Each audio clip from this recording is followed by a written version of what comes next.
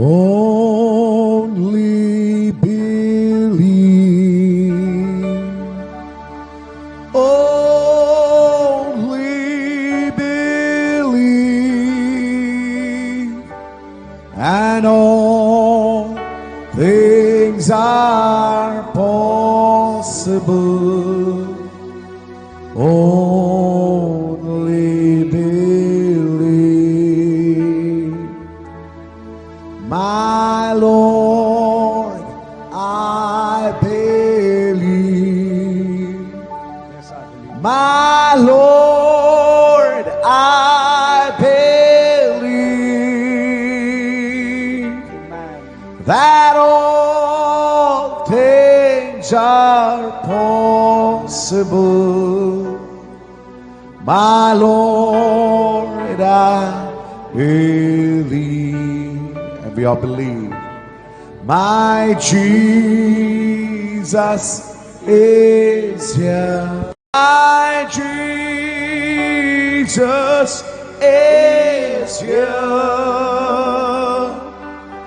And all things are possible. My Jesus is here. My Jesus is here. Thank you, Lord. My Jesus is here. And all things are possible. My Jesus is here. హల్లెలూయా. పరిశుద్ధ గ్రంథము వైపు తిరుగుదాం. పరిశుద్ధ గ్రంథములో నుండి ప్రకటన గ్రంథము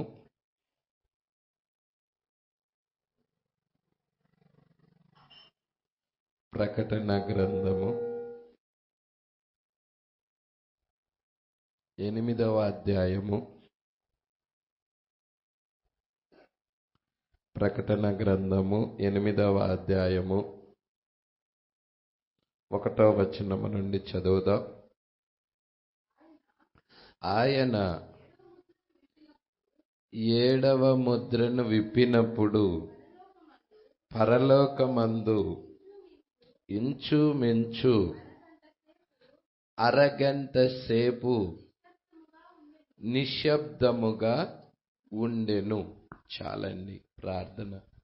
స్తోత్రములు ప్రభువా, మహిమ గల రాజా, మీకే స్తుతులు స్తోత్రములు చెల్లించుకొనుచున్నాం.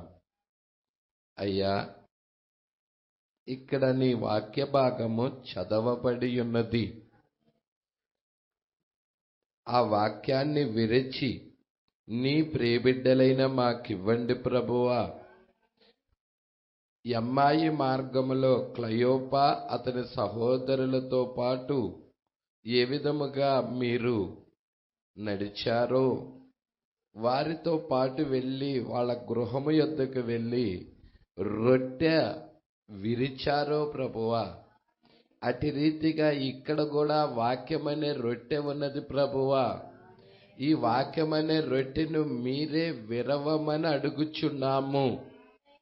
అక్కడ వారి నేత్రాలు తెరవబడ్డాయి, వారు చూడగలిగారు. ఆ వ్యక్తి ఎవరో కాదు, యేసని ఎరగగలిగారు ప్రభువా. అయ్యా, అదే అభిషేకము, అదే ఆత్మ తిరిగి మరలా ఇక్కడ ఉండునుగాక. అదే యేసు ఇక్కడ రొట్టెను తీసుకొని విరుచునుగాక. వాక్యమనే రొట్టెను తీసుకొని విరుచునుగాక. వాక్యము ఏదో కాదయ్యా, నా శరీరము అన్నావు. అది రొట్టె అయి ఉన్నది ప్రభువా.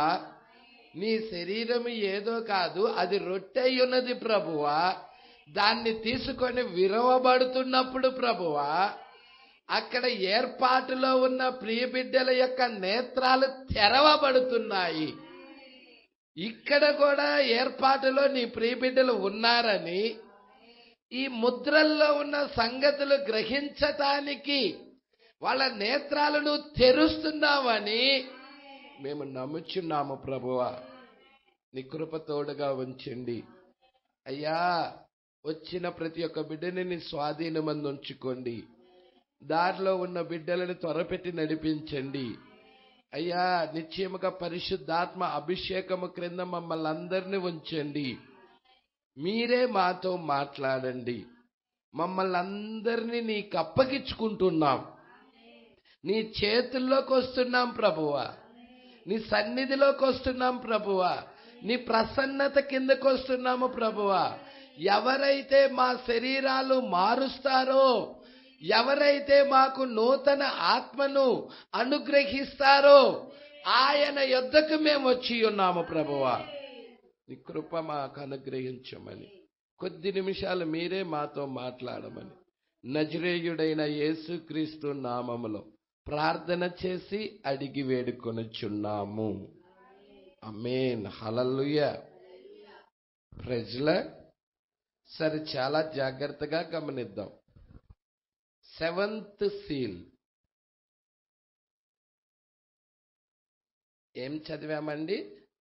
7th సీల్, 7వ ముద్ర.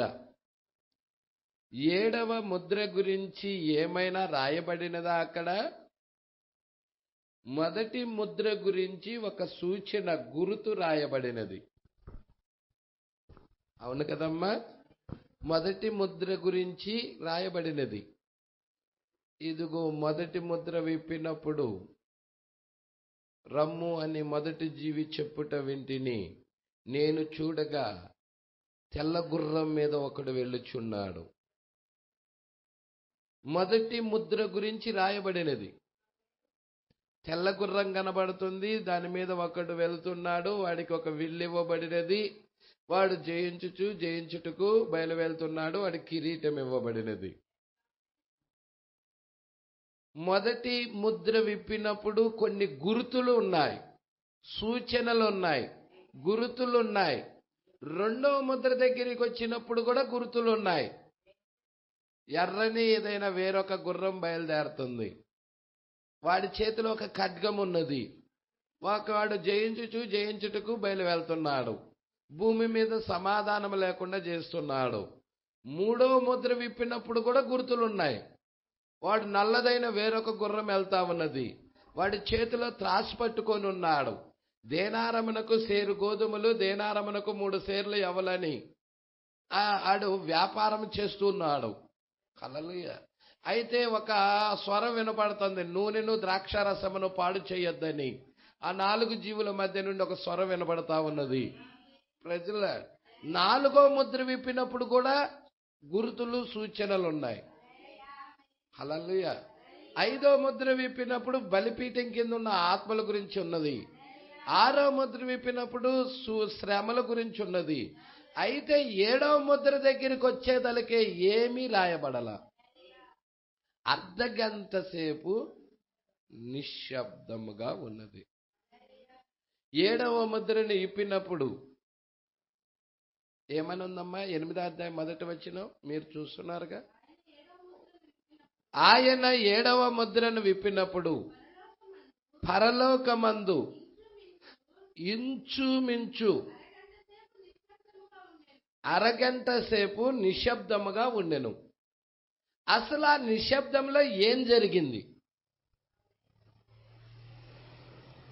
ఇది మిస్టరీ, ఇది మర్మం. 7వ ముద్ర విప్పినప్పుడు యోహాను చూస్తున్నాడు. గొర్రెపిల్ల ముద్రలు ఇప్పుతా ఉన్నది, యోహానికి చూపిస్తా ఉన్నది.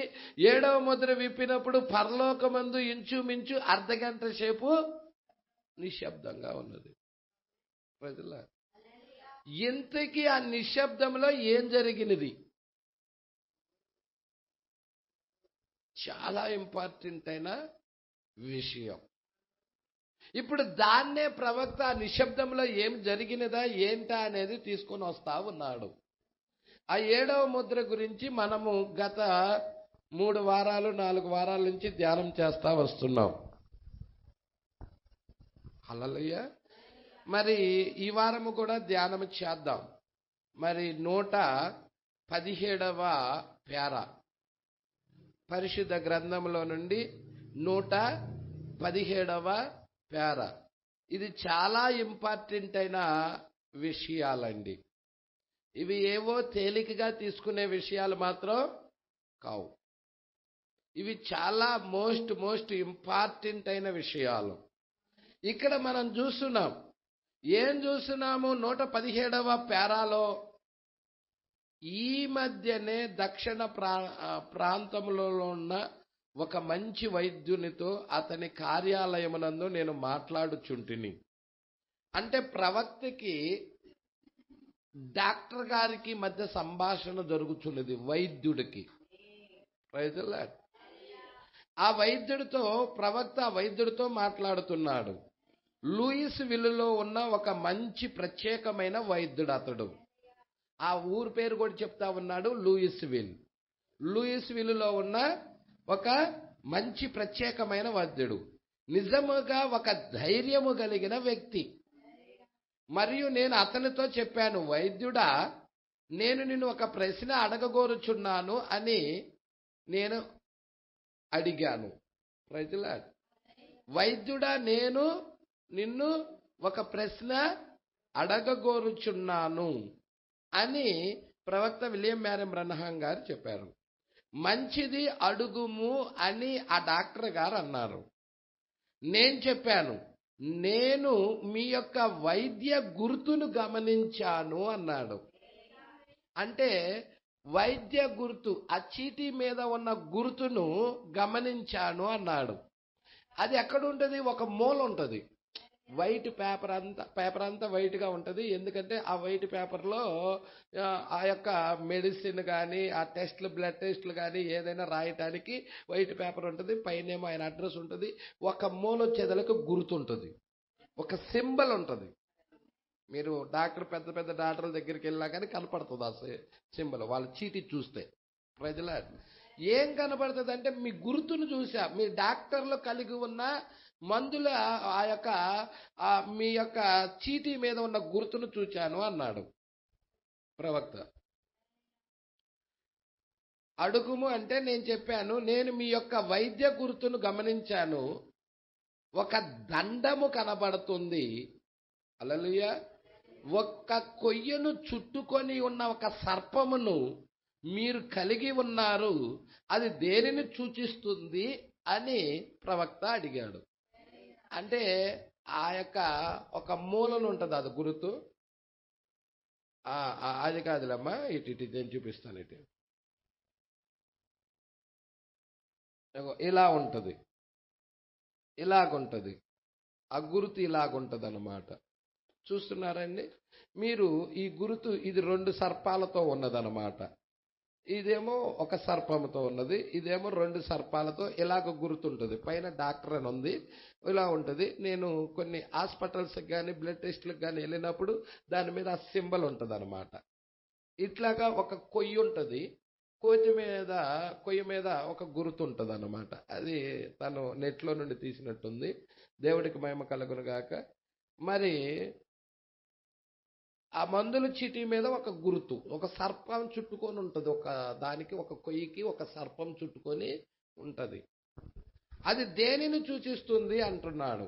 అది ఎలాగున్నదంటే, మోషే అరణ్యంలో ఇలా ఎత్తడి సర్పాన్ని ఎత్తాడు. అరణ్యంలో మోషే ఎత్తినది ఇత్తడి సర్పాన్ని ఎలాంటిది? ప్రజల మరి ఈ గుర్తులు దేనికి సూచిస్తున్నాయి అని అడిగాడు. ఆయన చెప్తున్నాడు, మీరు ఒక కొయ్యను చుట్టుకొని ఉన్న ఒక సర్పమును మీరు కలిగి ఉన్నారు, అది దేన్ని సూచిస్తుంది అని అడిగాడు. నాకు తెలియదు అని అతడు చెప్పాను. ఆ డాక్టర్ గారు అన్నారు, అదేంటో నాకు అసలు తెలియదయ్యా దాని గురించి అన్నాడు డాక్టర్ గారు.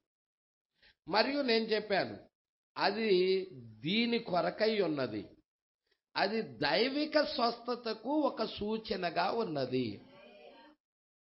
ఆ గుర్తు దేనికి సూచనగా ఉన్నదయ్యా అంటే, దైవిక స్వస్థతకు.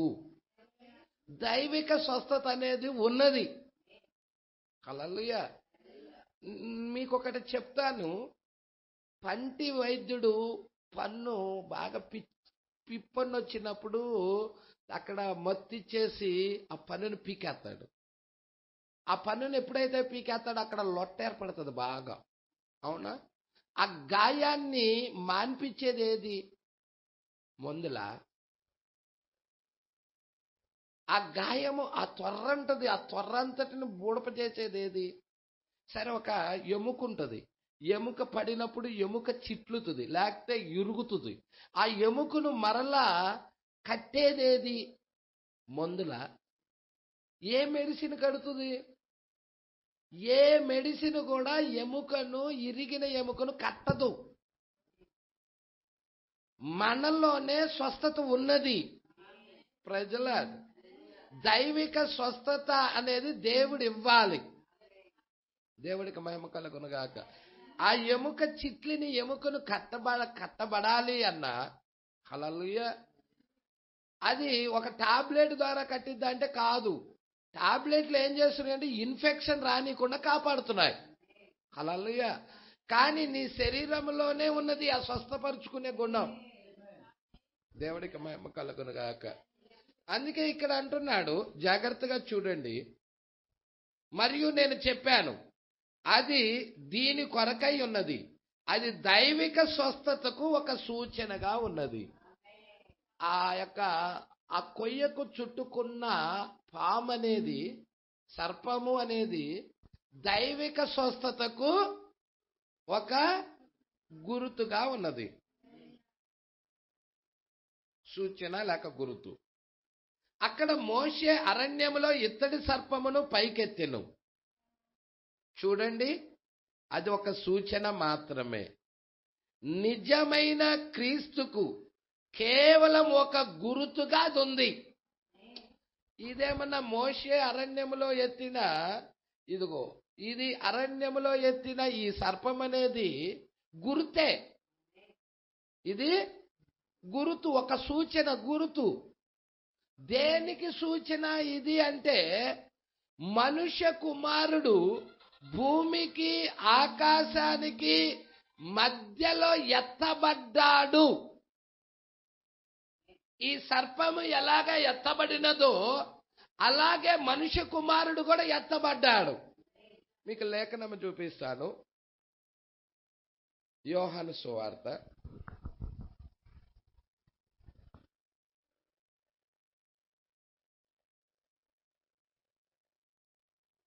చాలా జాగ్రత్తగా మీరు పట్టుకోవాలి ఈ విషయాలు. మరి పాత నిబంధన కొత్త నిబంధన ట్రాలీ చేస్తున్నాడు ఇక్కడ ప్రవక్త. అందరు తీశారండి? ఎన్నో అధ్యాయం అంటే 3వ అధ్యాయము 14వ వచనం. అరణ్యములో మోషే సర్పమును ఎలాగు ఎత్తెనో అలాగే విశ్వసించు ప్రతివాడును నశింపక ఆయన ద్వారా నిత్య జీవము పొందునట్లు మనుష్య కుమారుడు ఎత్తబడవలెను. ప్రజలు అంటే సర్పము ఎలా ఎత్తబడినదో, సర్పము ఎలాగా ఎత్తబడినదో, అరణ్యములో మోషే సర్పాన్ని ఎత్తాడు. ఆ బొమ్మ కూడా చూచా కదండి. ఇదిగో చూడండి, కనపడుతుందా? ఇది కాంతి లేదా?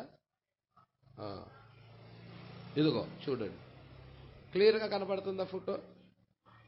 మీరు చూడండి, ఆ ఫోటో కూడా చూడండి, క్లియర్గా కనపడుతుందా? మోషే అరణ్యములో ఇత్తడి సర్పాన్ని ఎత్తాడు. అది ఇత్తడి. దేన్ని పడితే దాన్ని కాదు, గుర్తుపట్టుకోవాలి మీరు. అది దేనితో తయారు చేయబడాలి? ఈ మెటల్తో. ఇదేంటి మెటలు? ఇత్తడిది. ప్రజల సర్పము ఆకారంలో చేయబడాలి, ఇత్తడి సర్పము. ప్రజల ఏమంటున్నాడండి? ఇత్తడి సర్పము. ఈ ఇత్తడి దేనికి సాదృశ్యం పాస్టర్ గారు అంటే, తీర్పు తీర్చబడినది అనటానికి గుర్తది. తీర్పు తీర్చబడినది. మరి తీర్పు ఎవరి మీద తీర్చబడినది? మన దోషములు, మన పాపములు, మన అపరాధాలు అన్ని ఒక వ్యక్తి మీద వేయబడ్డాయి. ఆయన ఎవరో కాదు, ప్రభువైన యేసుక్రీస్తు. మరి యేసుక్రీస్తుకి తీర్పు వచ్చినది అక్కడ, యేసుక్రీస్తుకి శిక్ష వచ్చింది అక్కడ. మనందరి నిమిత్తము ఆయన సిలువ వేయబడ్డాడు. ప్రజలు అంటే తీర్పంతా ఎవరి మీదకి వచ్చినది? యేసుక్రీస్తు మీదకి వచ్చినది. ఆ అరణ్యంలో ఇత్తడి సర్పం ఎలాగ ఎత్తబడిందో అలాగా దేవుడు కూడా మానవాళి చేసిన పాపమును దేవుని కుమారుడైన యేసుక్రీస్తు మీద వేశాడు. ఇప్పుడు ఆ యేసుక్రీస్తు ఎత్తబడ్డాడు. ఇప్పుడు ఎవరైతే నిదానించి ఆ యొక్క యేసుక్రీస్తుకెళ్ళి చూస్తారో, ఆ శిలువ వైపు చూస్తారో, వాళ్ళకి స్వస్థత. హల్లెలూయా. ఎవరికి స్వస్థత? నిదానించి చూచిన వారికి. అరణ్యంలో ఇత్తడి సర్పం ఎందుకు ఎత్తాడు? ఇత్తడి సర్పం ఎందుకు ఎత్తబడిందయ్యా అరణ్యములో అంటే, హల్లెలూయా, అరణ్యంలో ఇత్తడి సర్పము ఎందుకు ఎత్తబడిందయ్యా అంటే, మనం గనక గమనించినట్లయితే అనేకులు సర్పకాటుకు గురై చచ్చిపోతున్నారు. హల్లెలూయా. ఎప్పుడైతే సర్పకాటుకి గురై అనేకులు చచ్చిపోతున్నారో దేవుడు ఏం చేశాడయ్యా అంటే, మోషేతో చెప్తున్నాడు, ఒక ఇత్తడి సర్పం తయారు చేయి, ఒక స్థాపక సర్పం తయారు చేయి, దానిని అరణ్యములో ఎత్తు. ఎవరైతే నిదానించి ఆ సర్పంకెళ్ళి చూస్తారో, ఆ సర్పకాటుకు గురైనా కానీ వారు చూడగలిగినట్లయితే వాళ్ళు బతుకుతారు. మీకు ఎంత రోగమున్నా, ఎంత పాపమున్నా, ఎంత భయంకరమైన సర్పకాటికి గురైనా గాని, అపవాది మీ మీద దాడి చేసినా గాని, ఈ వర్తమానము వైపు కనుక, ఈ క్రీస్తు వైపు కనుక మీరు చూచినట్లయితే బ్రతుకుతారు. మీరు ఖచ్చితంగా బతుకుతారు. అంటే మనల్ని బ్రతికింపజేసేది మనుష్య కుమారుడై ఉన్నాడు. ఇప్పుడు ఆ మనుష్య కుమారుడి వైపు మనం చూడాలి. సంఘ శాఖలు ఏం చేస్తాయి అంటే, మొదటి రాకడలో ఉన్న మనుష్య కుమారుని చూపిస్తాయి. సంఘ శాఖలన్నీ మొదటి రాకడలో ఉన్న యేసును చూపిస్తాయి. కానీ యేసుక్రీస్తు నిన్న, నేడు, నిరంతరము ఒకే రీతిగా ఉన్నాడు. హల్లెలూయా. ఆయన ఆ 2000 సంవత్సరాల క్రితము మాత్రమే కాదు, ఆయన ఇప్పుడు కూడా ఉన్నాడు. మరి ఈ రోజు సిలువ ఏదయ్యా అంటే, ఈ రోజు సిలువ మేఘమై ఉన్నది. ప్రజల ఈ రోజు సిలువ మేఘమై ఉన్నది. ప్రజల ఈరోజు, ఆ రోజుల్లో యూదులు, శాస్త్రులు, పరిసయ్యులు, సద్దుకయ్యులు, హేరోదీయులు అనేకులు కూడా 2000 సంవత్సరాల క్రితం వచ్చిన యేసును సిలువ వేశారు. ఈ రోజు సంఘ శాఖల సిలువ ఎక్కడ దేన్ని వేశారు? ఇదిగో ఈ వర్తమానాన్ని, ఈ వాక్యాన్ని సిలువ వేశారు. ప్రజల 63లో దిగొచ్చిన ఈ మేఘము ఆయన క్రీస్తు అని చెబుతుంటే, ఆయన మనుష్య కుమారుడని చెబుతుంటే, ఆయనే రెండవ రాకడలో వచ్చిన యేసు అని చెప్తుంటే సిలువ వేశారు, రిజెక్ట్ చేశారు, త్రోసేశారు. అయితే ఏర్పాట్లో ఉన్నవారైతే, ఎన్నికలో ఉన్నవారైతే, వారు నిదానించి దాని వైపు చూడగలిగితే ఏమొచ్చినాయి? అక్కడ ముద్రలు వచ్చినాయి. ఏం తీసుకొని వచ్చాడు యేసుక్రీస్తు? 7 ముద్రలు. మొదటి రాకడలో యేసుక్రీస్తుకి ఎన్ని గాయాలైనాయి? 7 చోట్ల గాయాలైనాయి. కాలుకి, ఈ కాలుకి, ఈ కాలుకి, ఈ చేతికి, ఈ చేతికి.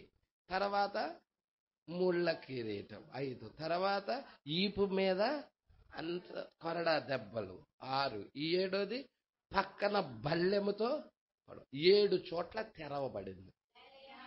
7 ముద్రలు 7 చోట్ల తెరవబడ్డాయి. ప్రజల 7 చోట్ల తెరవబడి 7 ముద్రలు వధువుకిచ్చాడు. ప్రజల సంగమే ఇది పట్టుకుంటున్నారు అనుకుంటున్నాను. ఇక్కడ చూడమ్మా, ఇక్కడ చూడు 119. మరియు నేను చెప్పాను, అది దీని కొరకై ఉన్నదయ్యా. ఆ డాక్టర్తో మాట్లాడుతున్నాడు ప్రవక్త. మీ డాక్టర్ యొక్క వైద్య వృత్తిలో ఒక కొయ్యి కనపడుతుంది, ఆ కొయ్యికి ఒక సర్పం చుట్టుకొని ఉన్నది, అది దేన్ని సూచిస్తుందయ్యా అని ఆ డాక్టర్ని అడిగినప్పుడు ఆ డాక్టర్ అన్నాడు, అయ్యా అదేదో నాకు తెలియదు, అది ఎందుకు వేశారో కూడా నాకు తెలియదు అన్నాడు ఆ డాక్టర్. అప్పుడు ప్రవక్త దానికి ఆన్సర్ తీసుకొస్తున్నాడు. అంటే డాక్టర్ వృత్తి చేసేవాడికే దాని సింబల్ తెలియకపోతే, హల్లెలూయా, ప్రపంచానికి పంపించబడిన ఏకైక ప్రవక్త, హల్లెలూయా, అనేక విషయాలను బట్టబయలు చేసిన ఏకైక ప్రవక్త విలియం మ్యారియం బ్రన్హాం గారు. వైద్యులు, మీరు ఏ డాక్టర్ దగ్గరికైనా ఎంబీబీఎస్కి వెళ్తారో, ఏ డాక్టర్ దగ్గరికైనా వెళ్ళండి, వాళ్ళని అడగండి ఆ యొక్క కొయ్యకు చుట్టుకున్న సర్పం ఏంటి అని. ఏమో తెలియదయ్యా, ఎప్పటి నుంచి వస్తుందో ఏమో, అదైతే తెలియదు మాకు. హల్లెలూయా. మేము చదువుకున్నాము, ఆ చదువులో ఆ యొక్క ఆపరేషన్ ఎలా చేయాలి, ఏమేమి ఉంటాయి, ఏంటి ఆ ప్రాసెస్ ఉంది, దాని ప్రకారం నమూనా ఫాలో అవుతున్నాం అంతే. హల్లెలూయా.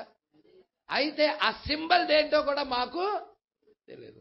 లూయిస్ విల్లులో ఆ డాక్టర్ని అడిగినప్పుడు ఆ డాక్టర్ నాకు తెలియదు అని చెప్పేశాడు. తర్వాత ప్రవక్త అంటున్నాడు, సరే దానికి అర్థం నేను చెప్తాను, ఆ యొక్క సూచన అది, ఆ గుర్తు అది, ఆ యొక్క వైద్య రంగంలో ఉన్న ఆ గుర్తు ఏమై ఉన్నదో నేను చెప్తాను అని 119వ పేరాలో చెప్తున్నాడు ప్రవక్త. 7వ ముద్రలో 119వ పేరాలో చెప్తున్నాడు. మరియు నేను చెప్పాను, అది దీని కొరకై ఉన్నది, అదేదో కాదు, దీని కొరకై ఉన్నది. అది ఏంటి అంటే దైవిక స్వస్థతకు ఒక సూచనగా ఉన్నది. డాక్టర్ అనేవాడు మేము ఎంత మాత్రము స్వస్థపరచు వారము కాము, దేవుడే స్వస్థపరిచేవాడు అని ఆ సింబల్ మీద వేసుకుంటున్నారు. డాక్టర్లు స్వస్థపరచువారని ఎవరైనా చెప్తారా? డాక్టర్లు స్వస్థపరచువారు కానే కాదు. ప్రజల పట్టుకుంటున్నారా? ఇది జాగ్రత్తగా పట్టుకోండి.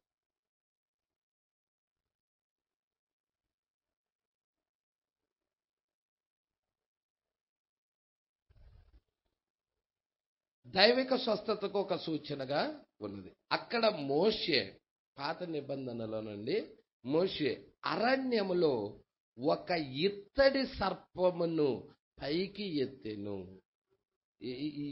ఏమంటున్నాడండి? క్లియర్గా రాస్తున్నాడు, ఇత్తడి. అవునా? అరణ్యంలో మోషే ఇత్తడి సర్పాన్ని ఎత్తాడు. మొదటి నిర్గమం ప్రవక్త. మీరు చూస్తున్నారు, ఏలియా ఉన్నాడు, అహాబు టైంలో వచ్చిన ఏలియా ఆకాశాన్ని ఇత్తడి వలె చేశాడు.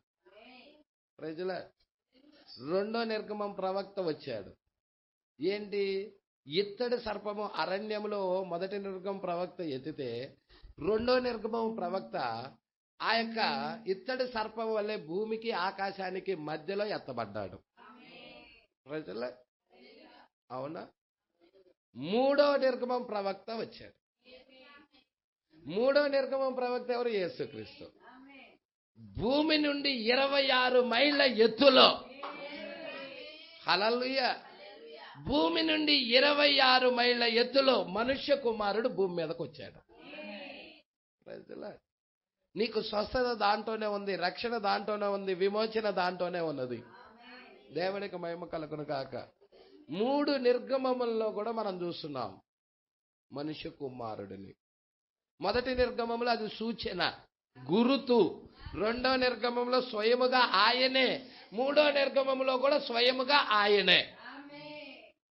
ప్రజల పట్టుకుంటున్నారా అండి? అందుకే యోహాను సువార్త 3వ అధ్యాయము, యోహాను సువార్త 3వ అధ్యాయము 14వ వచనం. అరణ్యములో మోషే సర్పమును ఎలాగూ ఎత్తినో అలాగే విశ్వసించు ప్రతివాడు నశింపక. ఇప్పుడు మీరు నశింపక నిత్యజీవం పొందుకోవాలనుకుంటున్నారా? ఇప్పుడు మీరు నశింపక నిత్యజీవం పొందుకోవాలంటే మీకు ఏం కావాలి అంటే ఎత్తబడిన క్రీస్తును కనపరచాలి, చూయించబడాలి. ఇప్పుడు అందుకంటున్నాడు, అరణ్యంలో మోషే సర్పముని ఎలాగ ఎత్తినో అలాగే విశ్వసించు ప్రతివాడు నశింపక ఆయన ద్వారా నిత్య జీవం పొందినట్లు మనుష్య కుమారుడు కూడా ఎత్తబడవలెను. ప్రజలార్, మనుష్య కుమారుడు కూడా ఎత్తబడవలెను. ఎత్తబడ్డా? భూమికి ఆకాశానికి మధ్య ఎత్తబడ్డా? మరి తీర్పంతా ఆయన మీద తీర్చబడి ఉన్నదా? హల్లెలూయా. యేసుక్రీస్తు మీద తీర్పు తీర్చబడి ఉన్నది. దేవుడు తీర్పు తీర్చాడు. ప్రజలార్, మన దోషముల నిమిత్తం, మన పాపముల నిమిత్తం, మన అపరాధాల నిమిత్తము ఆయన గొర్రె పిల్లగా వచ్చిన యేసుక్రీస్తు బలయ్యాడు. ప్రజలాడు, బలవ్వాల్సింది మనం, కానీ బలయ్యేది ఎవరు? ఆయన. నువ్వు నమ్మితే చాలు, విశ్వసిస్తే చాలు, నీకు నిత్య జీవం ఇస్తున్నాడు. అందుకే ఇక్కడ అంటున్నాడు, ఒక ఇత్తడి సర్పము, మోషే అరణ్యంలో ఒక ఇత్తడి సర్పం పైకి ఎత్తెను. అది ఒక సూచన మాత్రమే, నిజమైన క్రీస్తుకు కేవలం ఒక గుర్తుగా అది ఉన్నది. నిజమైన క్రీస్తుకు గుర్తుగా ఉన్నది. మొదటి నిర్గమములో ఆ ఇత్తడి సర్పముకెళ్ళి చూస్తే స్వస్థత వచ్చింది. మొదటి నిర్గమములో ఆ ఇత్తడి సర్పముకెళ్ళి చూసినప్పుడు సర్పకాటికి గురైనా కానీ బ్రతికారు. రెండవ నిర్గమము వచ్చేసేదలికే హల్లెలూయా యేసు వైపు చూస్తున్నారు. మనుష్య కుమారుడు ఎత్తబడ్డాడు, ఆ మనుష్య కుమారుడైన యేసు వైపు చూస్తున్నారు. మూడో నిర్గమం ప్రజలు మనం ఇప్పుడు మనము మరలా మనుష్య కుమారుడు వచ్చిన దినాల్లో జీవిస్తున్నాం. ఇప్పుడు ఈ కాలంలో వచ్చిన మనుష్య కుమారుడు వైపు చూడటం ద్వారాగా, ఈ వాక్యాన్ని విశ్వసించడం ద్వారాగా మనకు స్వస్థత కలుగుచున్నది. 120వ పేర. ఇప్పుడు ఈ దినమున వైద్యుడు లేక మందు అంటే మెడిసిన్, వైద్యము లేక మందు దైవిక స్వస్థతకు ఒక సూచనగా ఉన్నది.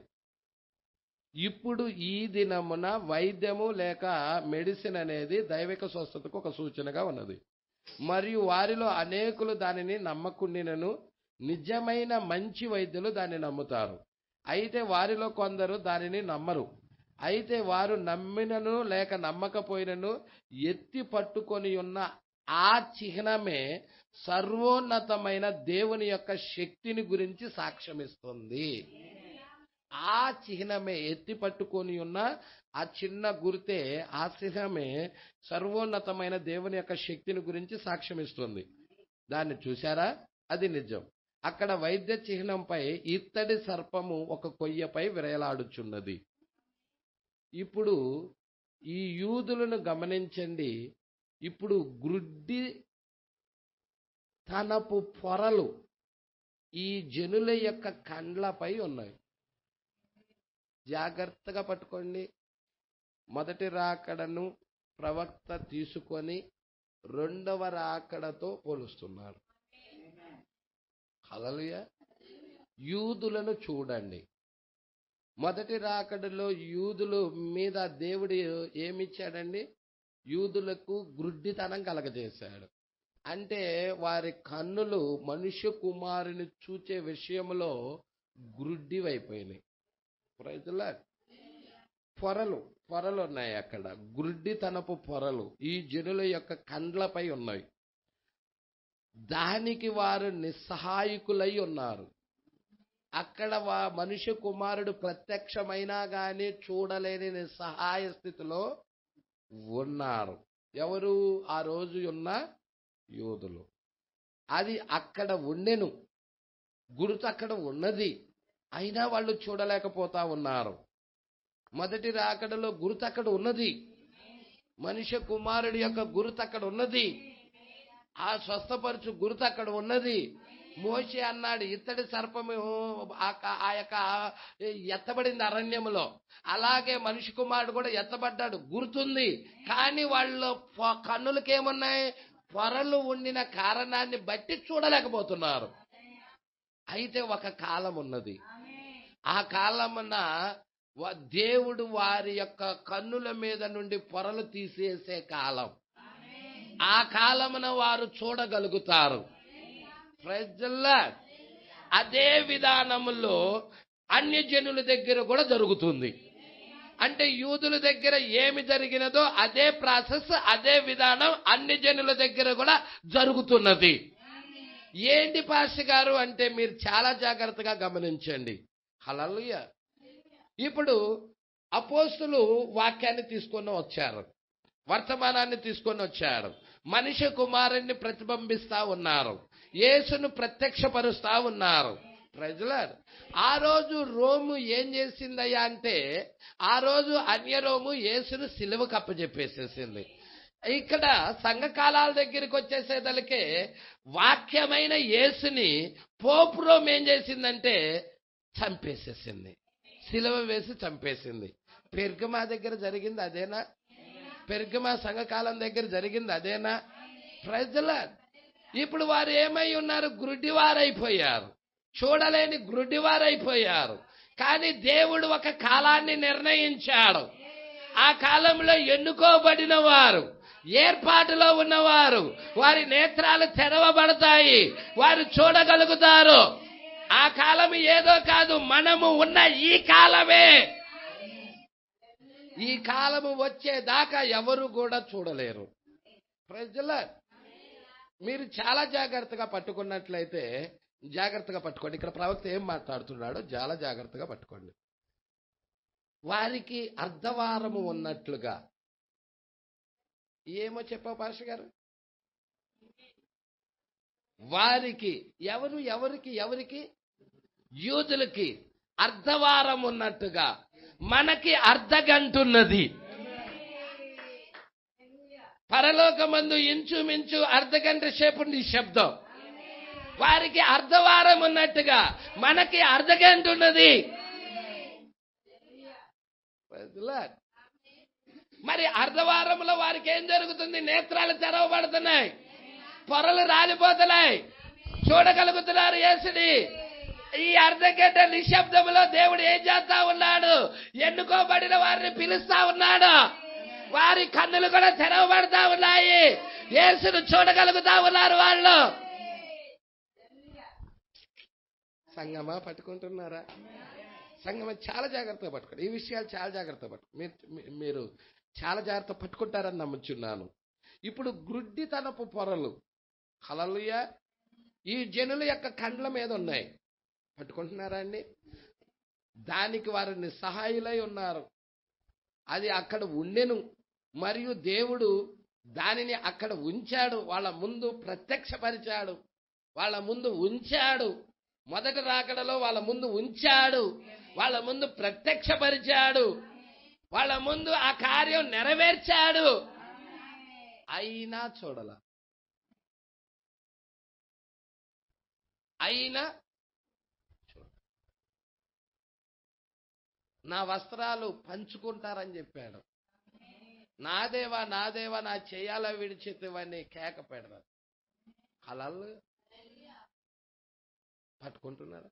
దావీదు మహారాజు మరి 22వ కీర్తనలో పలికాడు. ఆయన ఆ చివరి దినాల్లో సిలువ మీద యేసు ఏం చేయబోతున్నాడో కార్యాలు కూడా అన్ని పలికాడు. నాకు చేదు చిరకనిచ్చారు, దాహం అవుతుంటే చేదు చిరకనిచ్చారు, అన్ని పలికాడు అక్కడ. అవన్నీ అక్కడ నెరవేర్పవుతున్నాయి. దావీదు పలికిన లేఖనాలు నెరవేర్పవుతున్నాయి. మోషే అన్న, నా వంటి ఒక ప్రవక్తను ఇజ్రాయెల్లో మీలో నుండి పుట్టించును. అది జరిగినా కానీ చూడలేకపోయారు. ఎందుకు? వాళ్ళ మధ్య లేఖనాలు నెరవేర్పు జరిగినా కానీ గ్రహించలేకపోయారు. ప్రజల, ఇక్కడ నువ్వు మొదట రాకడ దృష్టిలో పెట్టుకొని చూడగలిగితే ఇప్పుడు రెండవ రాకడ నీకు అర్థమవుతుంది. ఏమంటున్నాడో చాలా జాగ్రత్తగా మీరు చూడండి. ఈ విషయాలు జాగ్రత్తగా పట్టుకోవాలి. ఇవి సామాన్యమైన విషయాలు కావు, 7వ ముద్రకి సంబంధించిన విషయాలు. నువ్వు ఏదో 7వ ముద్ర అది ఇది అనుకోవటానికి లేదు. ఎందుకంటే 7వ ముద్ర అనేది ఏమీ రాయబడాల. మొదటి ముద్రలో రాయబడింది, 2వ ముద్రలో రాయబడింది, 3వ ముద్రలో రాయబడింది, 4, 5, 6 ముద్రల వరకు రాయబడినది. అక్కడ కొన్ని విషయాలు రాయబడ్డాయి, కొన్ని గుర్తులు రాయబడ్డాయి, కొన్ని సూచనలు రాయబడ్డాయి. కానీ 7వ ముద్ర దగ్గరకు వచ్చేదానికి గుర్తు కానీ సూచన కానీ ఏమీ రాయబడాల. ఇంచుమించు అర్ధగంట సేపు నిశ్శబ్దముగా ఉండెను. ఎక్కడ? పరలోకమందు. ప్రజల ఇది 7వ ముద్ర. అవునా? ఈ ముద్రలన్నీ తెరిచింది గొర్రెపిల్లే. ఇక్కడ మీరు చూస్తా ఉన్నారు, ప్రవక్త ఏం తీసుకొని రావడానికి ఇష్టపడుచున్నాడయ్యా అంటే, అసలు 7వ ముద్రలో ఉన్న సంగతి ఏమిటో నా జనులు వినాలి, నా ప్రజలు ఎరగాలి, నన్ను నమ్ముకున్న జనులకి ఈ ప్రత్యక్షత రావాలి. ప్రజల మరి ఆయన్ని నమ్ముకున్న జనులు ఇక్కడ ఉన్నారా? ఆయన్ని ప్రేమిస్తున్న జనులు ఇక్కడ ఉన్నారా? మరి ఆ జనులు, ఆయన్ని ప్రేమిస్తున్న జనులు ఉన్నట్లయితే, ఆయన ఎన్నుకున్న జనులు ఉన్నట్లయితే, ప్రవక్త ఆ జనులతోనే మాట్లాడుతున్నాడు. ఇప్పుడు 7th సీల్ గురించి మాట్లాడుతున్నాడు. చాలా జాగ్రత్తగా గమనించండి, చాలా జాగ్రత్తగా పట్టుకోండి ఈ విషయాలు. 121వ పేర most most most most important అయిన పేర ఇది. హల్లెలూయా. ఎందుకంటే ఇది అనేక లేఖనాలకి ముడిపడిన పేర. హల్లెలూయా. దానియేలు గ్రంథము 70వ వారానికి కూడా ముడిపడిన పేర అది. హల్లెలూయా. మీకు దానియేలు గ్రంథములు కూడా దీని యొక్క విషయాలన్నీ కూడా అక్కడికి కూడా వెళతాయి. అనేక విషయాలు దీనితోనే ముడిపడి ఉన్నాయి. అందుకే ఇది చాలా జాగ్రత్తగా మీరు పట్టుకోండి. ఇక్కడ ఏం చెప్తా ఉన్నాడు? ఇప్పుడు ఈ యూదులు గమనించండి, ఇప్పుడు గ్రుడ్డి తనపు పొరలు ఈ జనుల యొక్క కండ్ల మీద ఉన్నవి, దానికి వారు నిస్సహాయులై ఉన్నారు. అది అక్కడ ఉండెను, మరియు దేవుడు దానిని అక్కడ ఉంచాడు. మరియు వారు వారికి వాగ్దానము చేయబడిన కాలము వచ్చే వరకు, ఈ రాబోవు ప్రవక్తలు వచ్చే వరకు వారు చూడలేకుండా ఉన్నారు. ఆ లేఖనాలు చూడలేకుండా ఉన్నారు. వాగ్దానము చేయబడిన కాలము వచ్చే వరకు. అన్ని జనుల్లో, యూదుల్లో వాగ్దానం చేయబడిన కాలం అంటే ఏ కాలం అది? ఏ కాలం? దానియేలు 70 వారాలు, 70వ వారం 2 పార్ట్స్ ఉన్నాయి. మొదటి పార్ట్ కాదు, 2వ పార్ట్, ఆఖరి అర్ధవారం. ఆఖరి అర్ధవారములో దేవుడు వారి కొరకు వాగ్దానం చేయబడిన కాలం, వారికి వాగ్దానం చేయబడిన కాలం, దేవుడు వారి దగ్గరికి 2 ప్రవక్తలను పంపుతున్న కాలం. హల్లెలూయా. ఆ కాలము వచ్చే వరకు కూడా యూదులు చూడలేరు. వాళ్ళకి గురిటితనమే ఉన్నది, వాళ్ళు చూడలేరు. హల్లెలూయా. మరి మీరు కూడా చూడండి, అన్యజనుల దగ్గరికి తిరుగుదాం. అన్యజనుల దగ్గర కూడా వాగ్దానము చేయబడిన కాలం అనేది ఒకటి ఉన్నది. హల్లెలూయా. వాగ్దానము చేయబడిన కాలం అనేది ఉన్నది. అబ్రహాముకి వాగ్దాన కుమారుడిని ఇస్తానని దేవుడు వాగ్దానము చేశాడు. వాగ్దాన కుమారుడు అబ్రహాము దగ్గర ఒక సూచనగా ఎవరంటే ఇస్సాకై ఉన్నాడు. అయితే ఆ వాగ్దాన కుమారుడు ఎవరయ్యా అంటే మనం చూస్తున్నాం, ప్రభు అయిన యేసుక్రీస్తు అయి ఉన్నాడు. హల్లెలూయా. అబ్రహాముకు 2 సంతానాలు ఉన్నాయి. పాస్టర్ గారు 3 కదా అనవాక. అబ్రహాముకు 2 సంతానాలు ఉన్నాయి. ఒకటి నేను చెబుతుంది చాలా జాగ్రత్తగా పట్టుకోవాలి. వాగ్దాన పుత్రుడిని ఇస్తానన్నాడు. అది శారా ద్వారా వచ్చిన సంతానం. ఇక్కడ హాగర్ సంతానము గాని కెతురా సంతానము గాని లెక్కలోకే లేదు. నో. ఆగర సంతానము ఇష్మాయేలు గాని కెతూరా సంతానము గాని లెక్కలోకి లేదు. షారా ద్వారా వచ్చిన సంతానం. అవునా? అవునా? పట్టుకుంటున్నారా? షారా ద్వారా వచ్చిన సంతానం ఎవరయ్యా అంటే ఇజ్రాయేల్ ప్రజలు. మరి ఇజ్రాయేల్ ప్రజలకి దేవుడు వాగ్దాన కుమారుడిని ఇచ్చాడా? ఇచ్చాడు. వారు చూశారు, చూడగలిగారా? మొదటి రాకడలో చూడలేదు. ఎక్కడ చూశారండి మొదటి రాకడలో యేసుక్రీస్తుని? చూస్తే యేసుక్రీస్తుని సిలువ ఎందుకు ఎత్తారు? చూశారా? చూడలేదు. ప్రజల ఇజ్రాయేల్ ప్రజలు మొదటి రాకడలో మెస్సియాని చూడలేదు. హల్లెలూయా. చూస్తే మెస్సియాని సిలువ వేసేవాళ్లే కాదు. మరి వారికి ఒక వాగ్దాన కాలం ఉన్నది. వారి కొరకు నియమించబడిన వాగ్దాన కాలం ఏదయ్యా అంటే దానియేలు 70 వారములో ఆఖరి అర్ధవారము దేవుడు వారి కొరకు నియమించబడిన వాగ్దాన కాలమై ఉన్నది.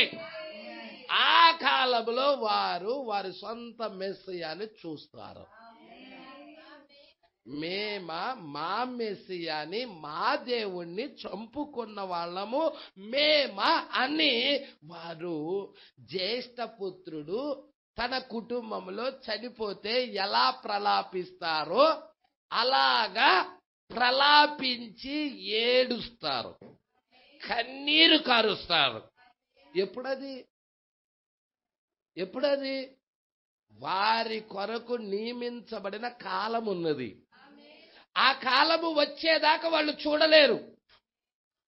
అదే విధానంలో అన్యజనుల దగ్గరికి కూడా వచ్చినట్లయితే అన్యజనుల కొరకు నియమించబడిన కాలం ఏదైనా ఉన్నదా?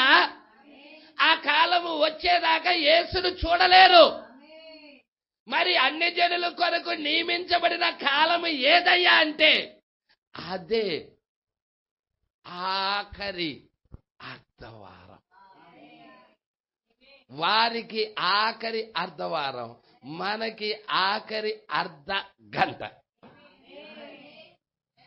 అన్ని జనుల కొరకు ఆఖరి అర్ధ గంట.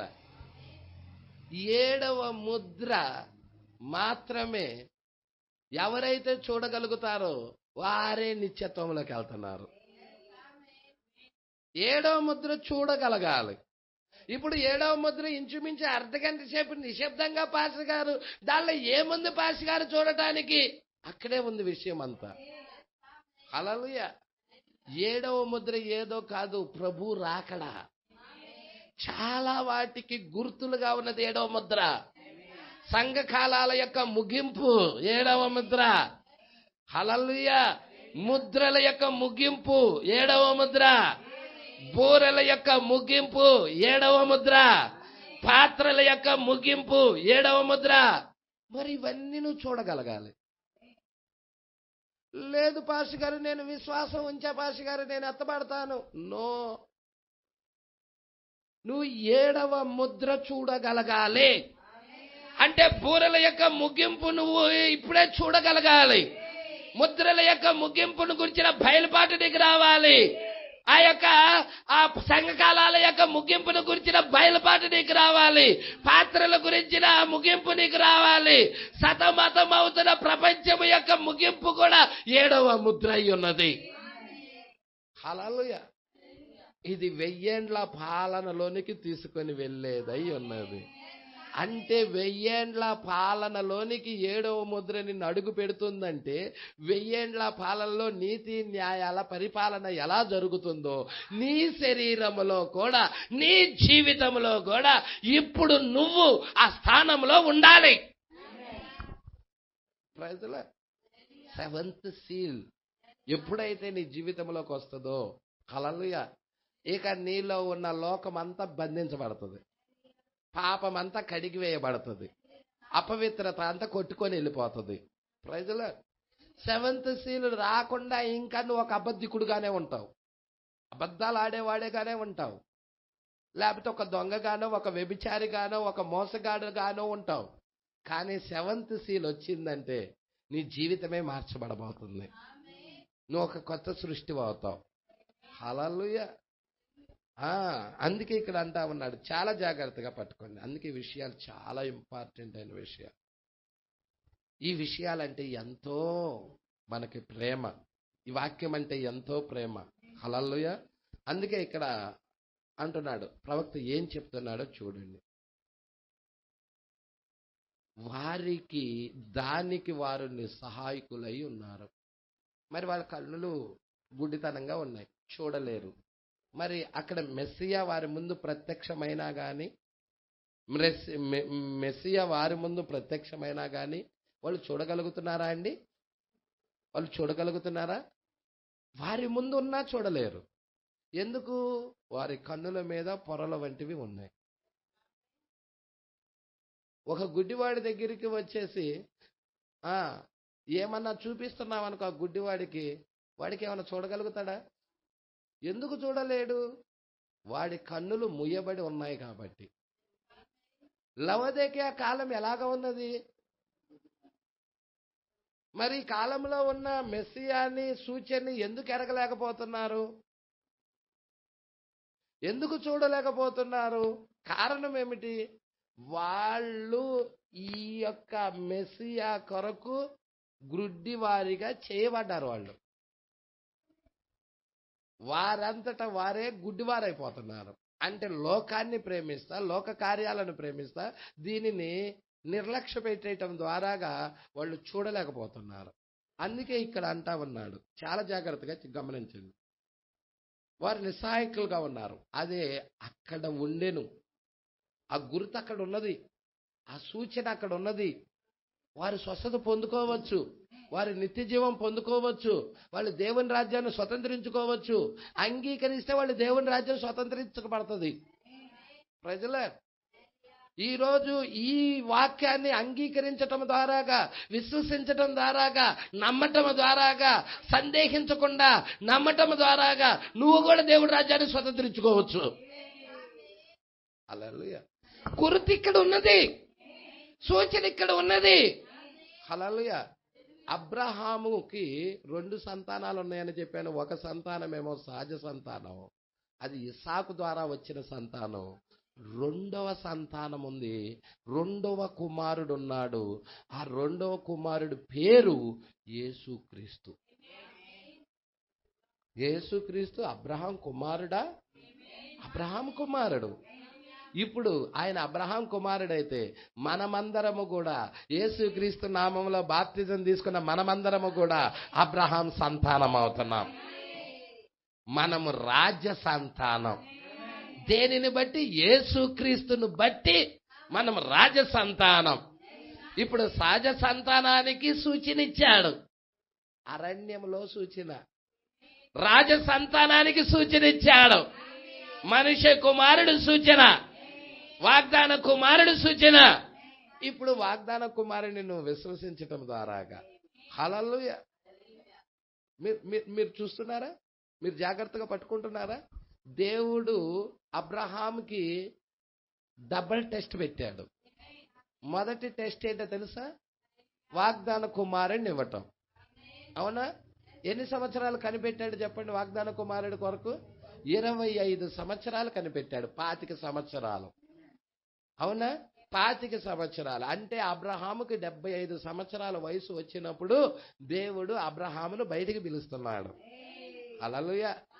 బయటికి పిలిచేసి, అబ్రహామా, నీ బంధువుల యొద్ద నుండి, నీ తండ్రి ఇంటి నుండి నువ్వు బయలుదేరి బయటికి వచ్చేసాయి, నేను నీకు వాగ్దాన కుమారుని ఇస్తానని చెప్తున్నాడు. ఎన్ని సంవత్సరాలకు ఇచ్చాడంటే పిలవంగల్నే ఇవ్వల, ఆ సంవత్సరమే ఇలా. పోనీ ఒక సంవత్సరం గడిచింది కదా, ఇంకో సంవత్సరమైనా ఎత్తాడేమో అనుకుంటే ఇవ్వల. ఒక 5 సంవత్సరాలకైనా ఎత్తాడంటే ఇవ్వల. ఎన్ని సంవత్సరాలు టెస్ట్ జరిగిందంటే 25 సంవత్సరాలు పరీక్షించాడు. ఒకటా రెండా అండి? మరి మనమేమనుకుంటాం? ఎమ్మటే కావాలి, ఎమ్మటే కావాలి అనుకుంటాం.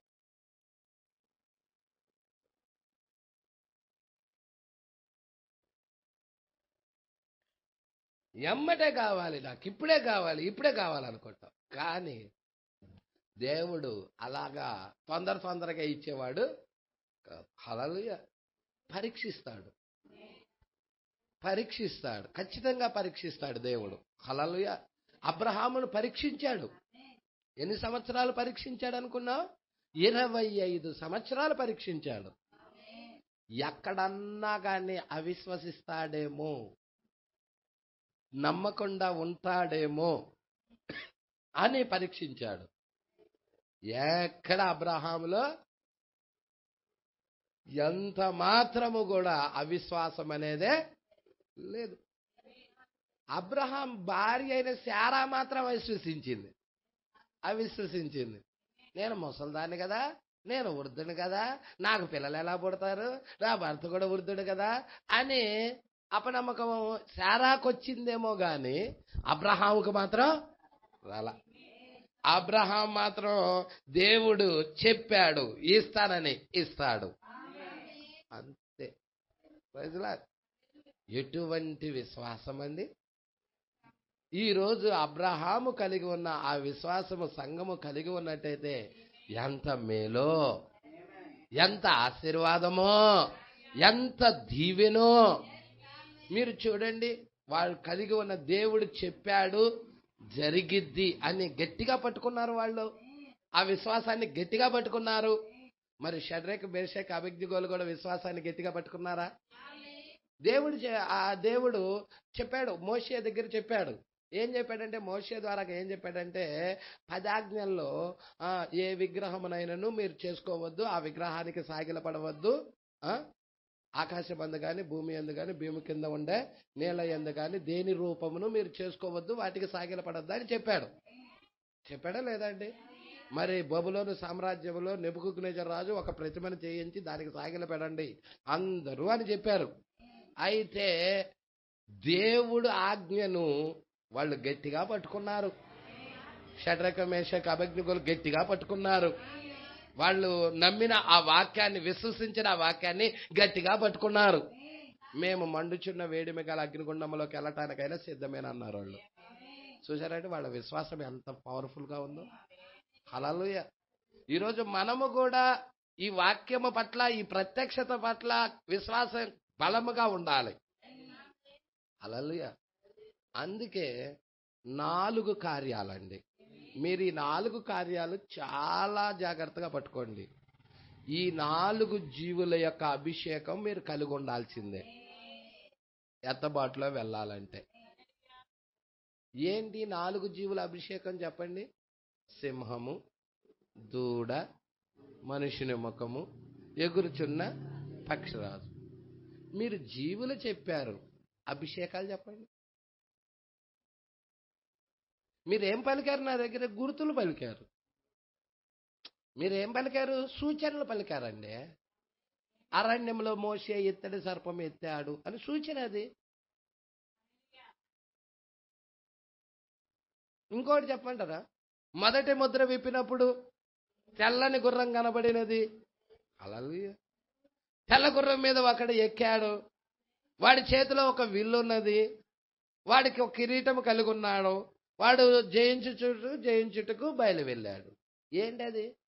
సూచన, గురుతండి. అది సూచన. అది నీకేం కావాలి? సూచన వెనక స్వరం ఉంది, శబ్దం ఉంది, అది కావాలి. సూచన వెనక స్వరం కావాలి. ఇప్పుడు మొదటి జీవి సింహము. సింహం అనేదలకే మీరు మొదటి జీవి సింహం అండి అని కాదు. దాని వెనక ఒక శబ్దం ఉంది, ఒక స్వరం ఉంది, అది కావాలి మీకు. ఇప్పుడు ప్రవక్త ఏమంటున్నాడు? ఆదికాండంలో 4 తీసుకున్నాడు. అబ్రహామును తీసుకున్నాడు, ఇస్సాకును తీసుకున్నాడు, యాకోబును తీసుకున్నాడు, యోసేపును తీసుకున్నాడు. హల్లెలూయా. పిరమిడ్ కట్టబడటానికి 4 మూలలున్నాయి. ఈ 4 మూలల్లో 4 జీవులు కాపలాగా ఉన్నాయి. ప్రజల పిరమిడ్ అనేదానికే మీరు అమ్మా ఇక్కడ ఉందా? అది ఉందా? ఏమి కనపడతలేదు. సరే, చాలా జాగ్రత్త పట్టుకోండి. పిరమిడ్కి ఇట్లాగా చూడవాకండి, ఇటొక మూల ఇటొక మూల ఇటొక మూల అని కాదు. హల్లెలూయా. కిందే 4 మూలలు ఉంటాయి. ఈ 4 మూలల నుండి పైకి లెగుస్తుంది. ఇదిగో ఇక్కడొక మూల, ఇక్కడొక మూల, ఇక్కడొక మూల, ఈ లోపల ఒక మూల ఉంటుంది. పట్టుకుంటున్నారండి? అది కనబడతలేదు దీనిలో. దేవుడికి మహిమ కలుగును గాక. అర్థమవుతుందండి? ఇదిగో ఇక్కడ ఇక్కడ క్లియర్గా కనబడుతుంది. ఇక్కడ చూసేదానికి, పైన చూసేదానికి 4 మూలలు కనబడుతున్నాయా లేవో చూడండి. కనబడుతుందా? అలాగ కింద కూడా ఉంటుంది అన్నమాట. 4 మూలలు. ఈ 4 మూలల్లో ఏంటంటే 4 జీవులు కాపలా కాస్తున్నాయి. ప్రజల ఇప్పుడు ఈ యొక్క మీరు చూస్తున్నారు, అబ్రహామును చూస్తున్నారు. అబ్రహామును చూసేదానికే అక్కడ సింహపు యొక్క అభిషేకము అబ్రహాములో పనిచేస్తుంది. మీరు అబ్రహామును చూస్తారేమో కానీ సింహాన్ని చూడాలి. మీరు అపోస్తులను చూస్తున్నారేమో, అపోస్తుల్లో ఉన్నది ఏంటి అంటే సింహపు అభిషేకం. సింహాన్ని చూడాలి, సింహపు ఆత్మను చూడాలి, కల్తీ లేని వాక్యాన్ని చూడాలి, స్వచ్ఛమైన వాక్యాన్ని చూడాలి, యోధా గోత్రపు సింహాన్ని చూడగలగాలి. Praise lord. దేవుడికి మహిమ కలుగును గాక. సంగమా పట్టుకుంటున్నారా? ఇప్పుడు విశ్వాసం లేకుండా ఏ వ్యక్తి కూడా దేవుడికి ఇష్టడుగా ఉండలేడు. విశ్వాసం లేకుండా ఏ వ్యక్తి కూడా ఎత్తబాటులోకి వెళ్ళగలేడు. ఇప్పుడు విశ్వాసమును పరీక్షించబడింది. అబ్రహాం యొక్క విశ్వాసం పరీక్షించబడినదా లేదా? కొలిమిలోకి తీసుకొని వెళ్ళబడినది. హల్లెలూయా. బంగారం ఏ విధముగా కొలిమిలోకి తీసుకొని వెళ్ళబడినదో అదే విధముగా అబ్రహాం యొక్క విశ్వాసము కూడా పరీక్షించబడినది. ఎన్ని సంవత్సరాలు? 5 సంవత్సరాలు. హల్లెలూయా. తర్వాత మనం చూస్తున్నాము, 2వ జీవి ఇస్సాకు అయి ఉన్నాడు. ఇస్సాకు అనే దానికే మీకు ఏం రావాలి? ఏం కనపడాలి? ఇస్సాకు అనే దానికి 2వ జీవి కనపడాలి. 2వ జీవి దూడగా భాష గారు, అవును, దూడ కనపడాలి. దూడని కాదు చూడాల్సింది మనము, దూడ యొక్క అభిషేకం ఏంటి?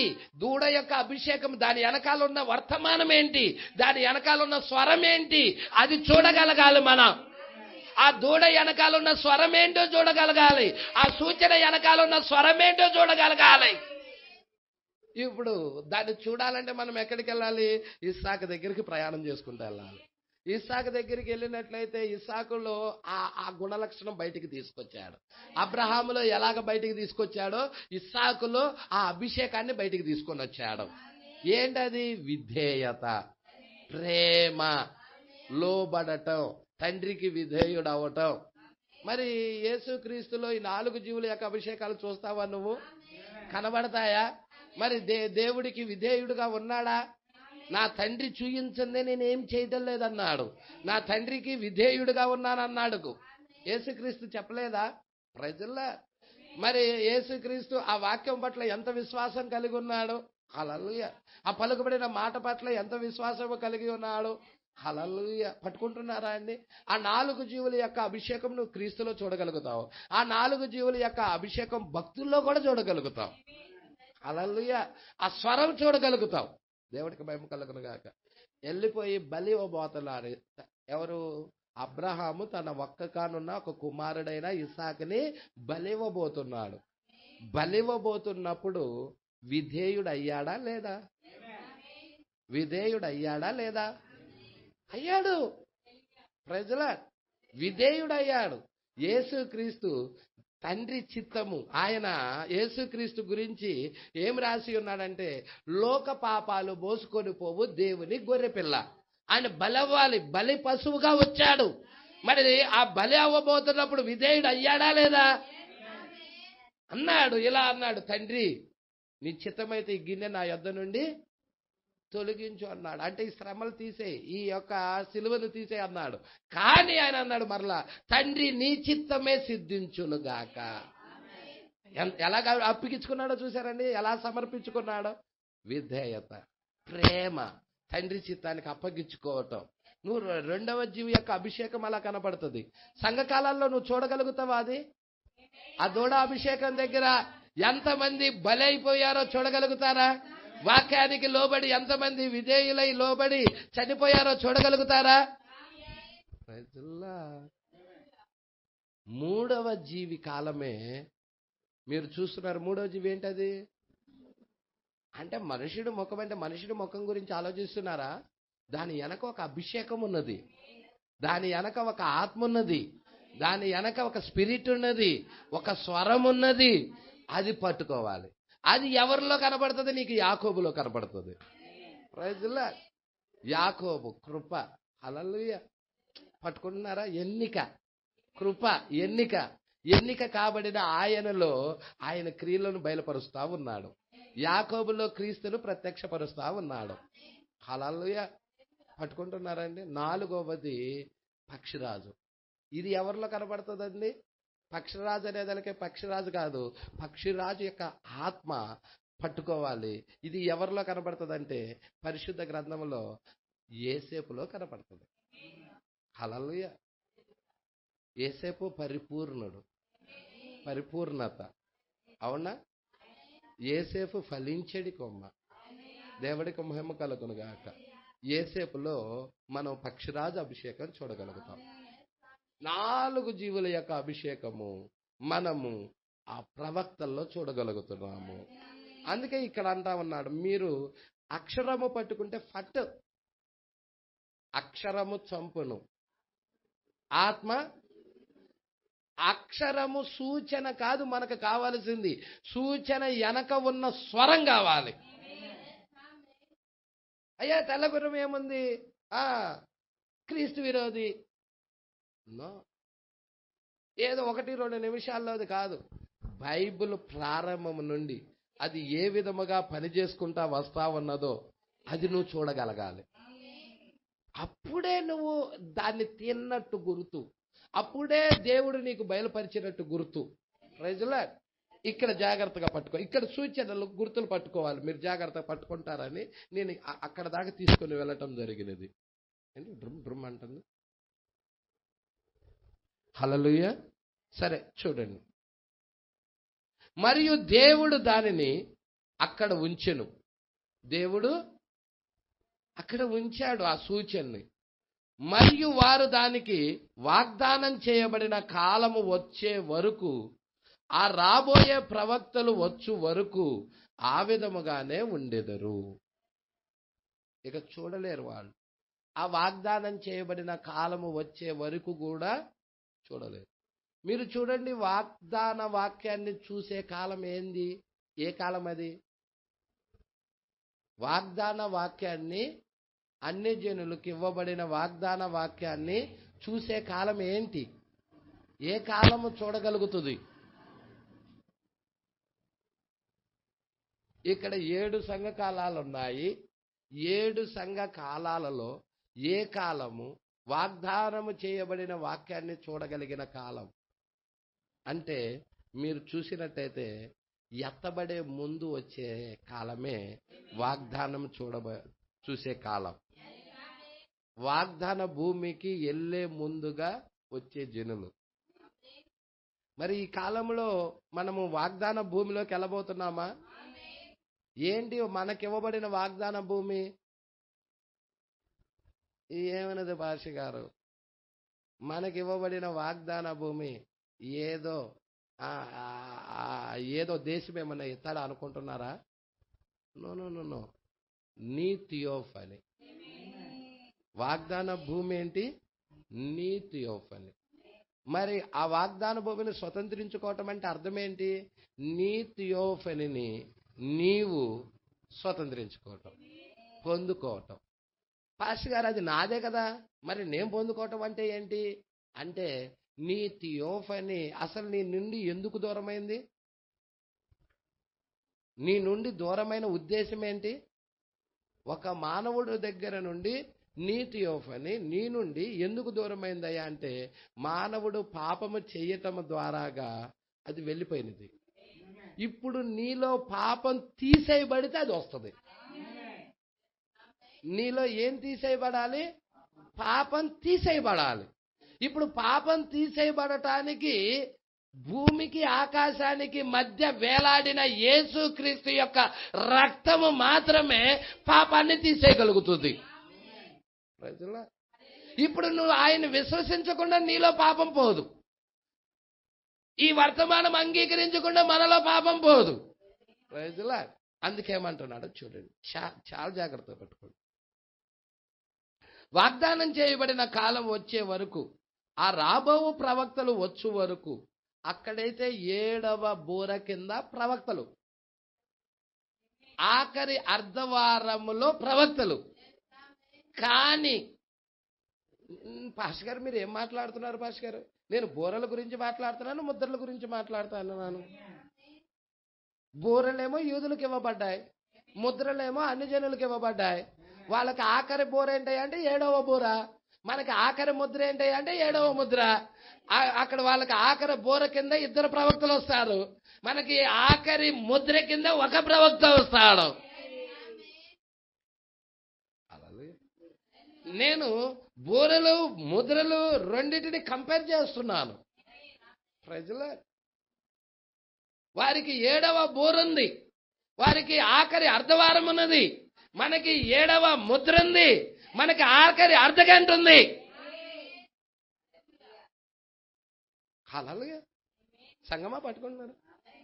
కానీ ఆఖరి అర్ధగంటలో అర్ధగంట దగ్గరికి వచ్చేదానికి మన దగ్గర ఉన్న ప్రణాళిక నిశ్శబ్దం, అక్కడేం రాయబడలేదు. కానీ ఆఖరి బూర కింద ఉన్న ప్రణాళిక నిశ్శబ్దం కాదు, శబ్దం. అక్కడ రాయబడింది. ప్రవక్త ఏం చేశాడంటే, ఇక్కడ రాయబడలేదు కాబట్టి ఎక్కడైతే రాయబడినదో అక్కడికి వెళ్ళి రాయబడిన వాక్యము కింద దాచబడిన వాక్యాన్ని వివరిస్తున్నాడు ప్రవక్త. మనదేమో దాచబడింది, అక్కడ వాళ్ళదేమో రాయబడినది. హల్లెలూయా. ఇప్పుడు దాచబడిన సంగతులు చూడాలి. హల్లెలూయా, అవునా? ఇక్కడ చూడు, జాగ్రత్త పట్టు. వారికి 7వ బూర కింద మీరు చూసారా అండి? మీరు చూసారా? 6వ ముద్రకి 7వ ముద్రకి మధ్యలో ఒక పెద్ద అధ్యాయమే పెట్టాడు. హల్లెలూయా. ఒక అధ్యాయమే పెట్టాడు. 6వ ముద్ర 6వ అధ్యాయము 12వ వచనము నుండి 17వ వచనము దాకా. అవునా అండి? 12, 13, 14, 15, 16, 17 చివరి దాకా. ఇక ఆ అధ్యాయము ముగించబడుతుంది. 6వ అధ్యాయం ముగించబడుతుంది. ఎమ్మట 7వ ముద్ర రాలేదు. 7వ ముద్ర ఎక్కడొచ్చింది? 7వ ముద్ర 8వ అధ్యాయంలో వచ్చింది. అంటే 6వ ముద్ర అయిపోవటముతోనే 7వ ముద్ర రాలేదు. అక్కడ మధ్యలో మరి ఒక అధ్యాయం పెట్టాడు. అక్కడ ఏమున్నాయి? బూరలున్నాయి. అక్కడ 1,44,000 మంది ఉన్నారు. అక్కడ ఎన్నుకోబడిన వారు ఉన్నారు. అక్కడ బుద్ధి లేని కన్నిక ఉన్నది. అక్కడ మరి శ్రమల్లోకి వెళ్ళిన వాళ్ళు ఉన్నారు. శుద్ధీకరణ పొందే వాళ్ళు ఉన్నారు. అదే విధముగా అక్కడ వధువు కూడా ఉన్నది. 7వ బూర కింద శుద్ధీకరణలోనికి ఎవరెవరు నడిపించబడుతున్నారో చెప్పండి నాకు. ఏం మాట్లాడా పాస్టర్ గారు? నేను ఆఖరి అర్ధవారం గురించి మాట్లాడుతున్నా. ఆఖరి అర్ధగంట గురించి మాట్లాడుతున్నావా? అర్ధవారం గురించి మాట్లాడుతున్నా? అర్ధవారం గురించి మాట్లాడుతున్నా. అర్ధవారం గురించి మాట్లాడేటప్పుడు అసలు వధువు భూమి మీద ఉండిద్దా? దానియేలు 70 వారాల్లో ఆఖరి అర్ధవారం గురించి మాట్లాడేటప్పుడు వధువు భూమి మీద ఉండిద్దా? ఉండదు. మనకెందుకు భాష గారు? వధువు ఉండదుగా, ఏడు తిరిగి ఉండదు. కానీ హల్లెలూయా, వాళ్ళకి 7వ బూర ఉంది అక్కడ. అసలు బూరలకి మనకెందుకు భాష గారు? మనకు సంబంధం లేదు కదా. బూరలు ఇశ్రాయేలు ప్రజలకు కదా ఇచ్చింది. అన్యజనుల గడియారమే ఇజ్రాయేలు. నువ్వు ఎక్కడున్నావో చూడాలంటే ఇజ్రాయెల్ను చూడమన్నాడు. Praise the lord. అందుకే చాలా జాగ్రత్తగా పట్టుకోండి, చాలా జాగ్రత్తగా పట్టుకోండి. పట్టుకుంటున్నారా? 6వ ముద్రలో ఎన్నుకోబడిన వారిని పిలవటానికి 2 ప్రవక్తలు 7వ బూర కింద 7వ బూర కింద వచ్చారా? Praise the Lord. అక్కడ వారికి ఏం జరిగిందో ఇక్కడ కూడా మనకు అదే జరగాలి. అక్కడ వాళ్ళ గురించి రాయబడింది, మన గురించి దాచబడింది. ఇప్పుడు నువ్వు దాచబడిన సంగతులు చూడాలి. Praise the Lord. ఏం చూడాలి? దాచబడిని చూడాలి. దేవుడికి మహిమ కలుగును గాక. ఇప్పుడు వారికైతే 2 ప్రవక్తలు వస్తున్నారు. ఎవరు వాళ్ళు? దేనికి? ఏర్పాటులో ఉన్న వారిని బయటికి తీసుకురావటానికి. హల్లెలూయా.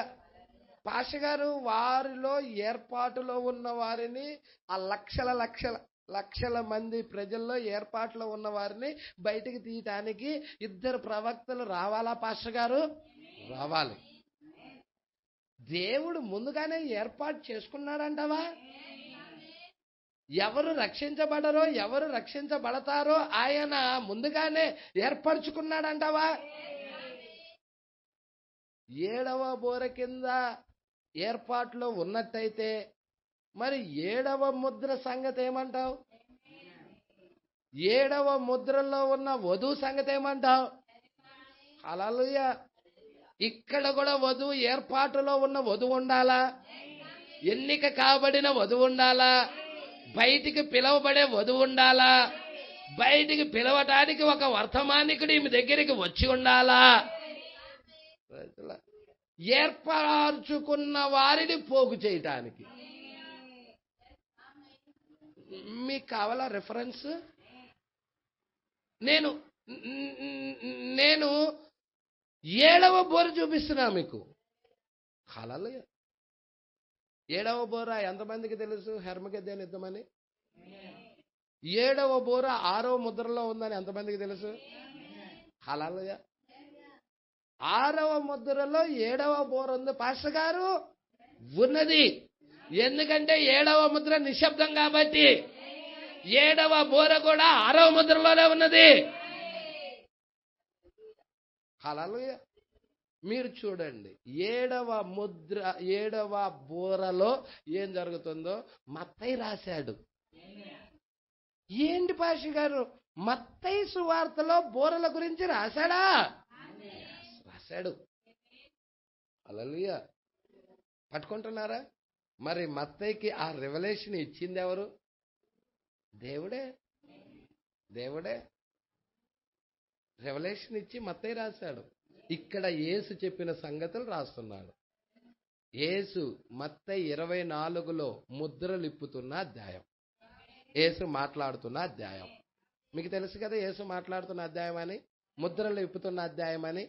మీరు చూడండి, 29 నుండి చదువమ్మా. 24, 29 ఏంటది? ఆ దినముల శ్రమ ముగిసిన వెంట. అసలు వధువు ఉండిద్దా? శ్రమల్లో వధువు ఉండిద్దా? అసలు శ్రమల్లో వధువే ఉండదు. ఆయన భార్యను శ్రమల్లో ఉంచడు. శ్రమలకు ముందే వెళ్ళిపోతుంది. మరి ఇక్కడ విడవబడిన వారు ఉంటారు, బుద్ధి లేని కన్నికుంటది, ఇంకెవరుంటారు? భూమి మీద ఎవరెవరు ఉంటారు చెప్పండి? వధువు వెళ్ళిన తర్వాత భూమి మీద ఎవరెవరు ఉంటారు?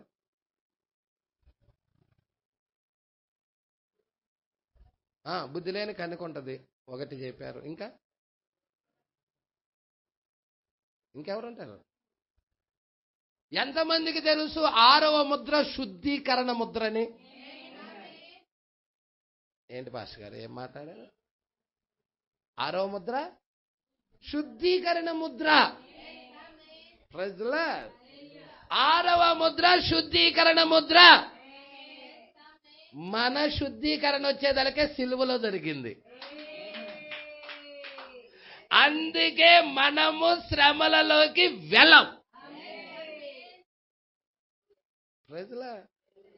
మన శ్రమలు వచ్చేసేదానికే సిలువలో 2000 సంవత్సరాల పూర్వమే యేసులో ఉన్నప్పుడే ఫుల్ఫిల్ అయిపోయాయి. అప్పుడు నువ్వు ఎక్కడున్నావు భాస్కర్? నేను ఆయనలోనే ఉన్నా. హల్లెలూయా. ఆయనలోనే ఉన్నా. దేవుడికి మహిమ కలుగును గాక. పాత్రలు ఆయన మీద కుమ్మరించబడుతున్నప్పుడు ఆయనలోనే ఉన్నాం. హల్లెలూయా. ఆల్ రైట్, ఈమెకి సిలువలో తీర్పు తీర్చబడినది. ఇక ఈమెకి తీర్పు లేదు. అందుకే ఈమెకి శిక్ష లేదు. ఈమె శ్రమల్లోకి వెళ్ళదు. హల్లెలూయా. మరి శ్రమల్లోకి వెళ్ళేది ఎవరు?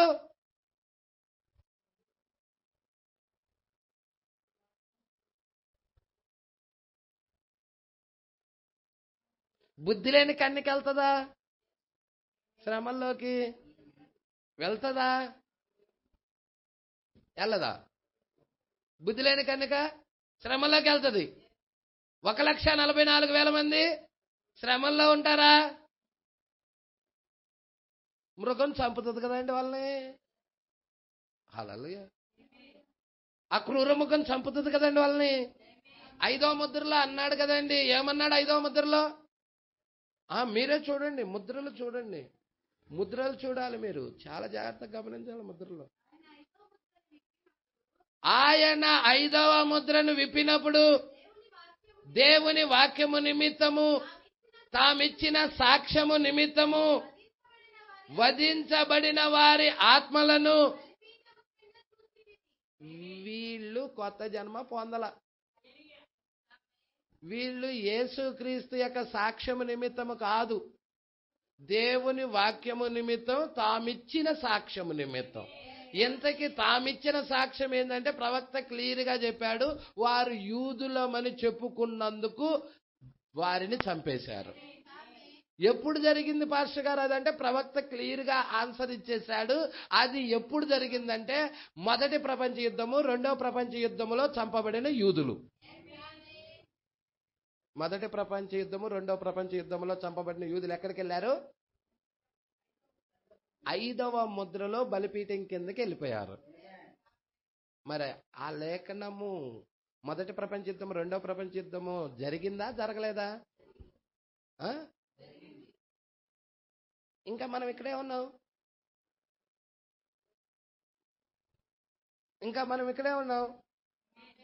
ప్రజలే, ఇంకా మనం ఇక్కడే ఉన్నామా లేదా? హల్లెలూయా. ఇప్పుడు మనం ఎక్కడున్నామంటే 6వ బూరకి 7వ బూరకి మధ్యలో ఉన్నాం. 2వ ప్రపంచ యుద్ధానికి 3వ ప్రపంచ యుద్ధానికి మధ్యలో ఉన్నాం. 2వ అయ్యోకి 3వ అయ్యోకి మధ్యలో ఉన్నాం. అవునా? వాళ్ళకి 2 అయ్యోలు అయిపోయినాయి, ఇంకొక అయ్యో ఉంది, అదే 3వ అయ్యో అయి ఉన్నది. నేను వాక్యపు భాష మాట్లాడుతున్నాను. అయ్యో లేని భాష గారు అనవాకండి. హల్లెలూయా. మీరు చూడండి, మత్తయి సువార్త 23వ అధ్యాయం అయ్యో అయ్యో అయ్యో లేనా కాదా? హల్లెలూయా. అంటే యుద్ధాలు జరిగినాయి అక్కడ. అయ్యోలు అయ్యండి, యుద్ధములు అయ్యి ఉన్నాయి. అయ్యో అయ్యో అయ్యో అయ్యో. ఆ తర్వాత 1963లో ముద్రలు ఇప్పబడ్డాయి. అదేవిధంగా మత్తయి సువార్త 24వ అధ్యాయం వచ్చింది. యేసు ముద్రలు ఇప్పుతా ఉన్నాడు. అయ్యోల తర్వాత ముద్రలు ఇప్పుతా ఉన్నాడు. 2 అయ్యోల తర్వాత ముద్రలు ఇప్పుతా ఉన్నాడు. అయ్యోల గురించి బోధించబడిన తర్వాత ముద్రలు ఇప్పుతున్నాడు. Praise lord. మరి వాళ్ళకి 3వ అయ్యో ఉందిగా పాస్టర్ గారు? ఉంది 3వ అయ్యో. ఎప్పుడు పాస్టర్ గారు అది? యేసు సిలువ వేయబడిన తర్వాత. అంటే యేసుకు ముందేనా? అదే ప్రణాళిక తెలియాలి. 3వ అయ్యో ఎప్పుడు? యేసు వెళ్ళాలి, వధువు వెళ్ళాలి. అక్కడ యేసు వెళ్ళి తర్వాత 3వ అయ్యో ప్రారంభమైంది. హల్లెలూయా. ఏర్పరచుకున్న వారిని తప్పించుకోవడానికి ఒక మార్గం ఏర్పడింది అక్కడ. హల్లెలూయా. ఇక్కడ కూడా ఏర్పాటులో ఉన్నవారు తప్పించుకోవడానికి ఒక మార్గం ఏర్పడినది. 7వ బోర కింద కూడా ఏర్పాటులో ఉన్న వారిని తప్పించుకోవడానికి ఒక లోయ ఏర్పడినది, ఒక మార్గం ఏర్పడినది. నేను 7వ బోర గురించి మాట్లాడుతున్నాను. హల్లెలూయా. ఏర్పాటులో ఉన్నవారు అగ్ని బాప్తిజం పొందుకున్న తర్వాత మేడగదికి వెళ్ళారు. వాళ్ళు అగ్ని బాప్తిజం కొరకు అగ్ని బాప్తిజం పొందుకున్నారు. అగ్ని జ్వాలల వంటి నాలుకలుగా విభాగించుకొని పరిశుద్ధాత్మ 120 మందిని అభిషేకించినది. అవునా కదండి? యేసు వెళ్ళిన తర్వాత జరగలేదా? పెంతెకోస్తు దినాన 10 రోజులకి ముద్ర వచ్చేసిందా? సీల్ వచ్చిందా? దేవుని ముద్ర వచ్చేసిందా? ఓ, ఒత్తిడికి ముందే దేవుడి ముద్ర. హల్లెలూయా. ఈ రోజు ఎన్నుకోబడిన వారికి ఒత్తిడి రావడానికి ముందే ఏర్పాటులో ఉన్న వారికి దేవుని ముద్ర పొందుకునే టైం ఇది. హల్లెలూయా. సంగమా పట్టుకుంటున్నారా? 7వ ముద్ర ఏమనుకుంటున్నారు? తీతు చక్రవర్తి వచ్చి ఇజ్రాయెల్ పట్టణాన్ని ముట్టడేసి, అది 7వ ముద్ర. ఎంతమందికి తెలుసు? హల్లెలూయా. దానికి ముందే ఏర్పాట్లో ఉన్న వాళ్ళు అక్కడ లేరు, వెళ్ళిపోయారు. హల్లెలూయా. ఆ శ్రమలు రావడానికి ముందే వెళ్ళిపోయారు. ఆ ఉగ్రత కుమ్మరించబడటానికి ముందే వెళ్ళిపోయారు. ఇప్పుడు లోకం మీదకి శ్రమలు రావడానికి ముందుగానే వధువు ఇక్కడ ఉండదు, వెళ్ళిపోతుంది. ఎత్తబాట్లో వెళ్ళిపోతుంది. నేను యూదుల గురించి మాట్లాడుతున్నాను. ఇక్కడ మీరెందుకు ఆమె చెబుతున్నారు? మీరెందుకు ఆమె చెబుతున్నారు? పాస్టర్ గారు, ఆ యూదుల గురించి మాట్లాడుతున్నప్పుడు నన్ను నేను చూసుకుంటున్నానా లేఖనంలో? 7వ బోర రావడానికి ముందే ఏర్పాట్లో ఉన్న వధువు వెళ్ళిపోతుంది కాబట్టి, ఆ వధువులో నేను ఉన్నాను కాబట్టి నన్ను నేను చూసుకోగలుగుతున్నాను పాస్టర్ గారు. సంగమా పట్టుకుంటున్నారా? నీకు బోరలు తెలియకపోతే, ముద్రలు తెలియకపోతే ఎత్తబాటులోకి వెళ్ళలేవు. హల్లెలూయా. బోర్లు ఎవరికి ఇవ్వబడి? యూదులు. మరి ఇప్పుడు 7వ బోర కింద హల్లెలూయా 2 ప్రవక్తలు వస్తున్నారు. హల్లెలూయా. 6వ ముద్రలో 7వ బోర ఉన్నది. 6వ ముద్ర శ్రమల ముద్ర అయి ఉన్నది. అప్పుడు వధువు భూమి మీద ఉండదు. హల్లెలూయా. సరే చదువమ్మా, నువ్వే చదువు.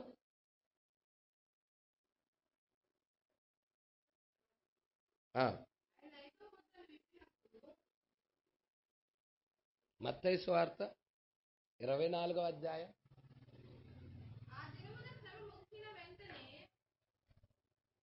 ఆ దినముల శ్రమ ముగిసిన వెంటనే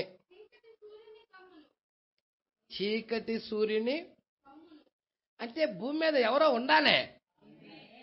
చీకటి సూర్యుని కమ్మును అంటే సూర్యుడు కనబడకుండా ఐగుప్తు దేశమంతా చీకటి చేసిన ప్రవక్త అక్కడ ఉన్నట్లుగానే ఇక్కడ కూడా ఉండాలి. ఆ 7వ బోర కింద అక్కడ ప్రవక్త రంగం మీద వచ్చి నిలబడి ఉండాలి. అవునా? మీకు తెలుసు కదా, ఆ నిర్గమాకాండంలో మోషే అనే పెద్ద ప్రవక్త వచ్చినప్పుడు హల్లెలూయా మరి కప్పలు కలగజేశాడు, మిడతలను కలగజేశాడు, చీకటిని కూడా కలగజేశాడు. ఐగుప్తు దేశమంతా సూర్యుడు ఉదయించకుండా చీకటి కూడా కలగజేశాడు. అవునా? కలగజేశాడు. కానీ గోషేన్ దేశంలో చీకటి లేదు. ఈ గోషేన్ దేశం ఏంటి పాస్టర్ గారు? ఈ గోషేన్ దేశం యొక్క ప్రాముఖ్యత ఏంటి? అసలు ఎవరున్నారు అక్కడ? అక్కడ గొర్రె పిల్లలదే, అక్కడ వధువులదే, ఆయన బిడ్డలు ఉన్నారు అక్కడ. హల్లెలూయా. లోకం మొత్తం చీకటి ఉండొచ్చు, గోషేన్లో వెలుగుంది. Praise the lord. ఈ రోజు వధువు దగ్గర వెలుగున్నది. ఈ రోజు వధువు దగ్గర క్రీస్తున్నాడు. ఆయనే వెలుగై ఉన్నాడు. ఆయన భార్యను ఆయన ఎన్నడూ విడిచిపెట్టలా. ఏ కాలంలోకి వెళ్ళినా ఆయన భార్యను ఆయనతోనే ఉన్నది. యేసు ఆయన భార్యను వదిలిపెట్టాడు అనుకుంటున్నారా? నో, ఆయన భార్యని ఎన్నడూ వదిలిపెట్టలే ఆయన. హల్లెలూయా. పట్టుకుంటున్నారా? అమ్మా చదువు. ఆ దినముల శ్రమ ముగిసిన వెంటనే చీకటి సూర్యుని కమ్మును, చంద్రుడు కాంతినివ్వడు, ఆకాశము నుండి నక్షత్రములు రాలును, ఆకాశ మండలి శక్తులు కదిలించబడును. అబ్బబ్బబ్బ, ప్రైజ్ లార్డ్. ఇదంతా ఏంటి పాస్టర్ గారు? 6వ ముద్ర. మీరు కావాలంటే 6వ ముద్ర చదువుకోండి. ఇంటికెళ్ళిన తర్వాత 6వ ముద్ర చదవండి. ప్రకటన గ్రంథం 6వ అధ్యాయం 12వ వచనంలో 6వ ముద్ర ఉంటుంది. అది చదవండి. సూర్యుడిని చీకటి కమ్మటం, చంద్రుడు కాంతినివ్వకుండా ఉండటం, నక్షత్రాలు రాలిపోవటం, ఇవన్నీ ఉంటది అక్కడ. హల్లెలూయా. ఆ దినమున శ్రమ ముగిసిన వెంటనే చీకటి సూర్యుని కమ్మును, చంద్రుడు కాంతినివ్వడు, నక్షత్రాలు రాలిపోవను, ఆకాశమందల శక్తులు కదిలించబడును. అప్పుడు పాస్టర్ గారు ఏంది మాట్లాడుతున్నారు ఇక్కడ? ఏందో వచ్చింది ఇక్కడ. ఏమొచ్చింది? మనిషి కుమారుడు వచ్చాడు. పాస్టర్ గారు, మనిషి కుమారుడు మొదటి రాకడలో వచ్చాడు, మనిషి కుమారుడు మన దగ్గరికి వచ్చాడు. మరి అక్కడేంటి పాస్టర్ గారు? యూదుల దగ్గర కూడా మనిషి కుమారుడు వస్తాడా?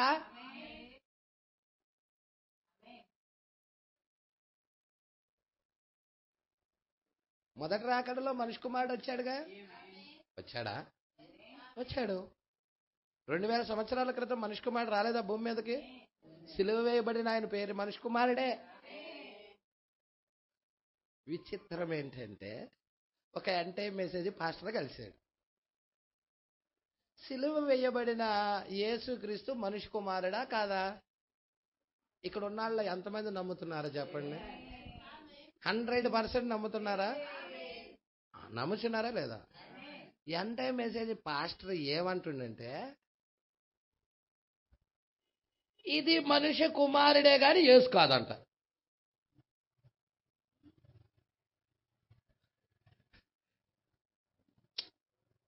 ఇది మనిషి కుమారుడు రాకడే నమ్ముతున్నాం, కానీ యేసుక్రీస్తు రాకడ మాత్రం కాదంట. ఎవరన్నా మాట? ఎంటే మెసేజ్ పాస్టర్. ఇది మనిషి కుమారుడే అని నమ్ముతున్నాం పాస్టర్ గారు, ఇది మనిషి కుమారుడు రాకడే, కానీ ఇది మాత్రం యేసు కాదు, యేసుక్రీస్తు రాకడ మాత్రం కాదు. మరి నేనేం చెప్పాలి వాళ్ళకి? అసుంటి వాళ్ళకి అసలు మనిషి కుమారుడు ఎవరు, యేసు ఎవరు? యేసు వేరు, మనిషి కుమారుడు వేరా?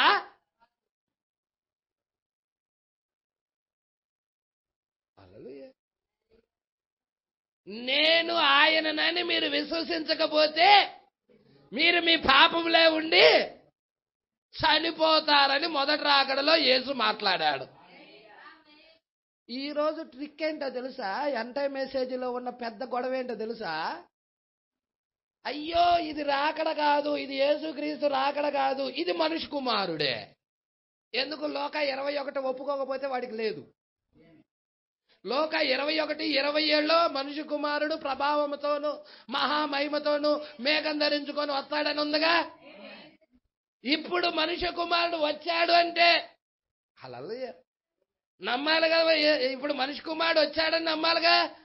ఇది అన్ని జనుల దగ్గరికి రాకడగా.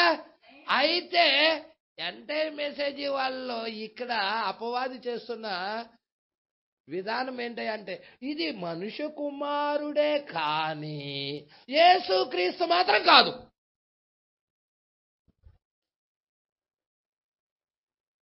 అయ్యా మొదటి రాకడలో వచ్చిన ఆయన ఏమన్నారు? అయ్యా నువ్వు మనిషి కుమారుడివే కానీ నువ్వు యెహోవావి కావు, నువ్వు తండ్రివి కావు.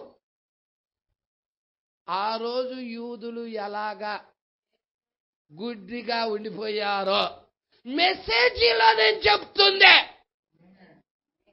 బయట కాదు, పెద్ద పెద్ద సంఘాల్లో. ప్రజలే, ఇది యేసై ఉన్నాడు, ఈయన యేసై ఉన్నాడు, ఇది ప్రభు రాకడై ఉన్నది, ఇది క్రీస్తు అయి ఉన్నాడు. ప్రజలే, దేవుడికి మహిమ కలుగును గాక. చూడమ్మా, చూడు చూడు చూడు. చాలా మందికి మనిషి కుమారుడు 2 సార్లే వచ్చు అనుకుంటున్నారు. నో, మనిషి కుమారుడు 3 సార్లు వస్తుండు.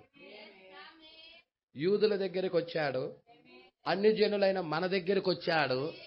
తర్వాత మనుష్య కుమారుడు ఈమె ఎత్తబడి అక్కడ ఉంటది, విందులో ఉంటది. యూదుల దగ్గరికి మనుష్య కుమారుడు తను తాను బయలుపరుచుకుంటాడు వచ్చి. హల్లెలూయా. క్రీస్తు ఇప్పుడు మనకు బయలుపరుచుకోలేదా? ఏర్పాట్లో ఉన్న మనకి బయలుపరుచుకోలేదా? హల్లెలూయా. నేను ఒకటి చెప్పమంటారా? చాలా జాగ్రత్తగా పట్టుకోండి. యేసు క్రీస్తు సిలువ వేయబడ్డాడు.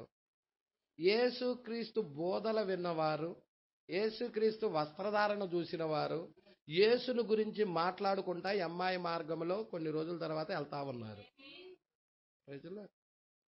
ఎప్పుడైతే యేసును గురించి అమ్మాయి మార్గంలో మాట్లాడుకుంటా క్లయోప అతని సహోదరుడు వెళుతున్నాడో, నువ్వు ఒక్కడికే తెలియదా ఆ సంగతులు అని అంటున్నారు వాళ్ళు. వాళ్ళ మధ్య ఒక ఆయన వచ్చాడు. వాళ్ళు చూడంగానే నువ్వు యేసువయ్యా అన్నారా?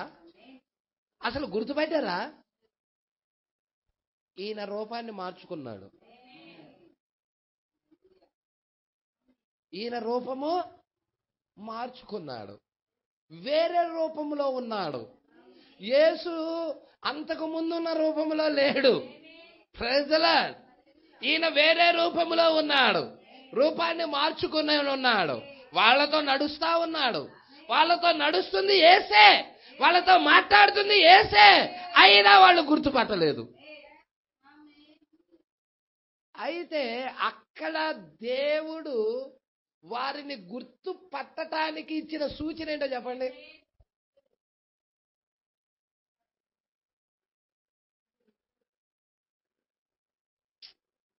అక్కడ వారు యేసును ఎరగటానికి, యేసును గుర్తుపడటానికి ఆయన, అయ్యో మీరు మాట్లాడుకుంటుంది ఎవరి గురించి అనుకుంటున్నారు? నా గురించే, నేనే అని అనలా. ఆయన ఎప్పుడు అలా అనడు. ఆ వ్యక్తి ఇతను యేసని గుర్తుపట్టాలంటే ఆ వ్యక్తిని ఎక్కడికి తీసుకెళ్లాడు? స్వస్థతల దగ్గరకా? No no no no no no no no no no. అద్భుతాల దగ్గరకా? No no no no no no no no. సూచక్రియల దగ్గరకా? నో. మరి ఎక్కడికి తీసుకెళ్లాడు? ఈ వ్యక్తులు అతనితో మాట్లాడుతున్న వ్యక్తి యేసే అని గుర్తు పట్టాలంటే ఎక్కడికి తీసుకెళ్లాడంటే ఈ వ్యక్తుల్ని తనను గురించి రాయబడిన లేఖనాల దగ్గరికి తీసుకెళ్లాడు. హల్లెలూయా. లేఖనాల దగ్గరికి తీసుకెళ్లాడు. వధువు ఇప్పుడు ఎక్కడికి తీసుకెళ్లబడుతుంది? లేఖనాల దగ్గరికి తీసుకెళ్లబడుతుంది. హల్లెలూయా. ఎందుకు? లేఖనాలలో నిత్య జీవం ఉన్నది. లేఖనాల దగ్గరికి తీసుకెళ్ళినప్పుడు మోషే మొదలుకొని, అమ్మా ఉందా అది? చదవ్వా. లోకసు వార్త అండి, 24వ అధ్యాయం అమ్మా, 24వ అధ్యాయము. ఎన్నో వచ్చినవమ్మా?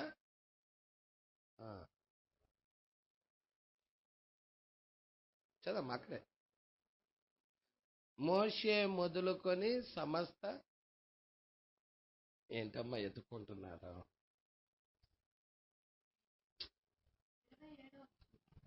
చదువు. మోషేయు సమస్త ప్రవక్తలను మొదలుకొని లేఖనములన్నిటిలో తనను గూర్చిన వచనముల భావము వారికి తెలిపెను. ఇంతలో తాము వెలుచున్న గ్రామము దగ్గరకు వచ్చినప్పుడు ఆయన ఇంకా కొంత దూరము వెళ్ళుచున్నట్లు అగ్గపడగా వారు సాయంకాలము కావచ్చినది. ఏదో రెవల్యూషన్ పట్టుకోవాలి, అంటున్నా. ఏం పట్టుకోవాలి పాస్టర్ గారు? ఏదో పట్టుకుంటది. హల్లెలూయా. ఇక్కడ వాళ్ళ కన్నులు ఎప్పుడు తెరవబడ్డాయంటే సాయంకాలం అయినప్పుడు. సాయంకాలం వచ్చేదాకా కూడా వారి కన్నులు తెరవబడలా, వాళ్ళు గుర్తుపట్టలా. సాయంకాలం అయిన తర్వాతే గుర్తుపట్టారు. Praise the Lord. అక్కడ చూడమ్మా, సాయంకాలం అయినప్పుడు పొద్దుగూకినది, మాతో కూడా ఉండమని చెప్పి ఆయనను బలవంతం చేసిరి గనుక ప్రభువా ప్రభువా ప్రభువా ప్రభువా నువ్వు నాతో ఉండు ప్రభువా. ఎంతమంది ఈరోజు బలవంతం చేస్తున్నారు? ఎంతమంది ఈరోజు ఆ ప్రభువుని మీతో ఉండటానికి కోరుకుంటున్నారు? హల్లెలూయా. వాళ్ళు బలవంతం చేస్తున్నారు. ప్రభువా మమ్మల్ని విడిచి వెళ్ళొద్దు ప్రభువా, మా ఇంటికి రా, మాతో గడుపు. హల్లెలూయా. వాళ్ళు ఎరగలేదుగా ప్రభు అని, తర్వాత ఎరిగారు వాళ్ళు ఆ వచ్చిన వ్యక్తి ప్రభు అని.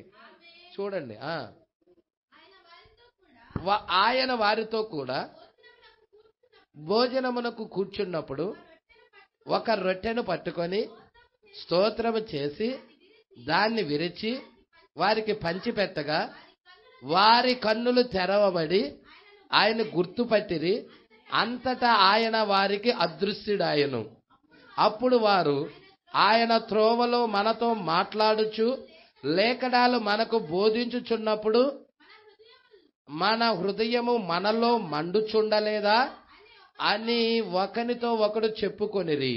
ఆ గడియలోనే వారు లేచి యెరూషలేమునకు తిరిగి వెళ్ళగా ఆ శిష్యులను వారితో కూడా ఉన్నవారును కూడి వచ్చి ప్రభువు నిజముగా లేచి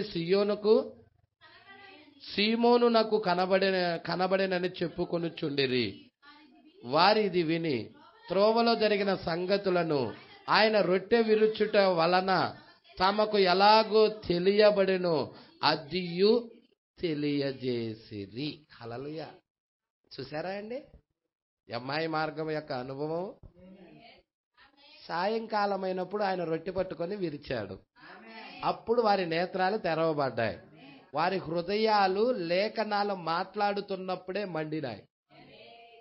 రొట్టె విరిచినాక మండినాయి అని రాయలాడ. లేఖనములు ఆయన వారితో మాట్లాడుచున్నప్పుడే మా హృదయాలు మండలేదా అని సాక్ష్యము పలికారు.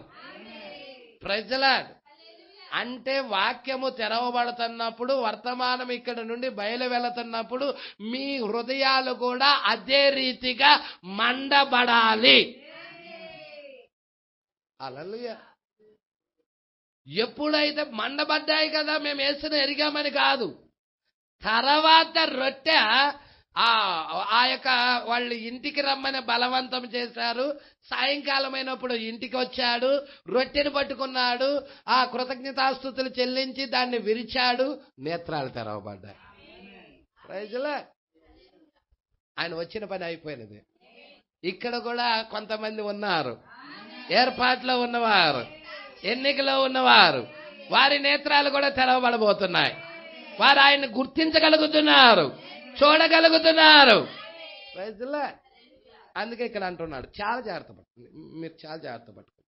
దేవుడు దానిని అక్కడ ఉంచెను, మరియు వారు దానికి వాగ్దానం చేయబడిన కాలము వచ్చు వరకు, ఈ రాబోవు ప్రవక్తలు వచ్చు వరకు. ఏంటండి రాబోవు ప్రవక్తలు? అమ్మ అది మనం ఇందాక కంప్లీట్ చేయలేదుగా, మత్తయి సువార్త 24 చూడండి. అప్పుడు మనుష్య కుమారుని సూచన ఆకాశమందు కనబడెను. అప్పుడు మనుష్య కుమారుడు ప్రభావముతో మహామహిమతో ఆకాశ మేఘారుడై వచ్చుట చూచి భూమి మీదనున్న సకల గోత్రముల వారు చూస్తున్నారా? బైబిల్ ప్రారంభంలో ఆది కాండంలో మనిషి కుమారుని చూచిన అబ్రహాం దగ్గర చూపించాడు. బైబిల్ మధ్యలో ఇజ్రాయేల్ ప్రజల దగ్గర మనిషి కుమారుని సూచన చూపించారు. అయితే వాళ్ళు ఆ రోజు త్రోసేశారు గుడ్డివారై. వారికి మరలా మనిషి కుమారుడు సూచన ఆఖరి అర్ధవారంలో ఇస్తున్నాడు. ఎందుకు త్రోసేయబడ్డారు వాళ్ళు గుడ్డివారిగా ఎందుకు చేయాల్సి వచ్చిందంటే, అన్యజనుల్లో నుండి వధువును తీసుకొని రావటం కొరకు, ఆయన భార్యను తీసుకొని రావటం కొరకు దేవుడే వారికి గుడ్డితనం కలగజేశాడని చెప్పాడు.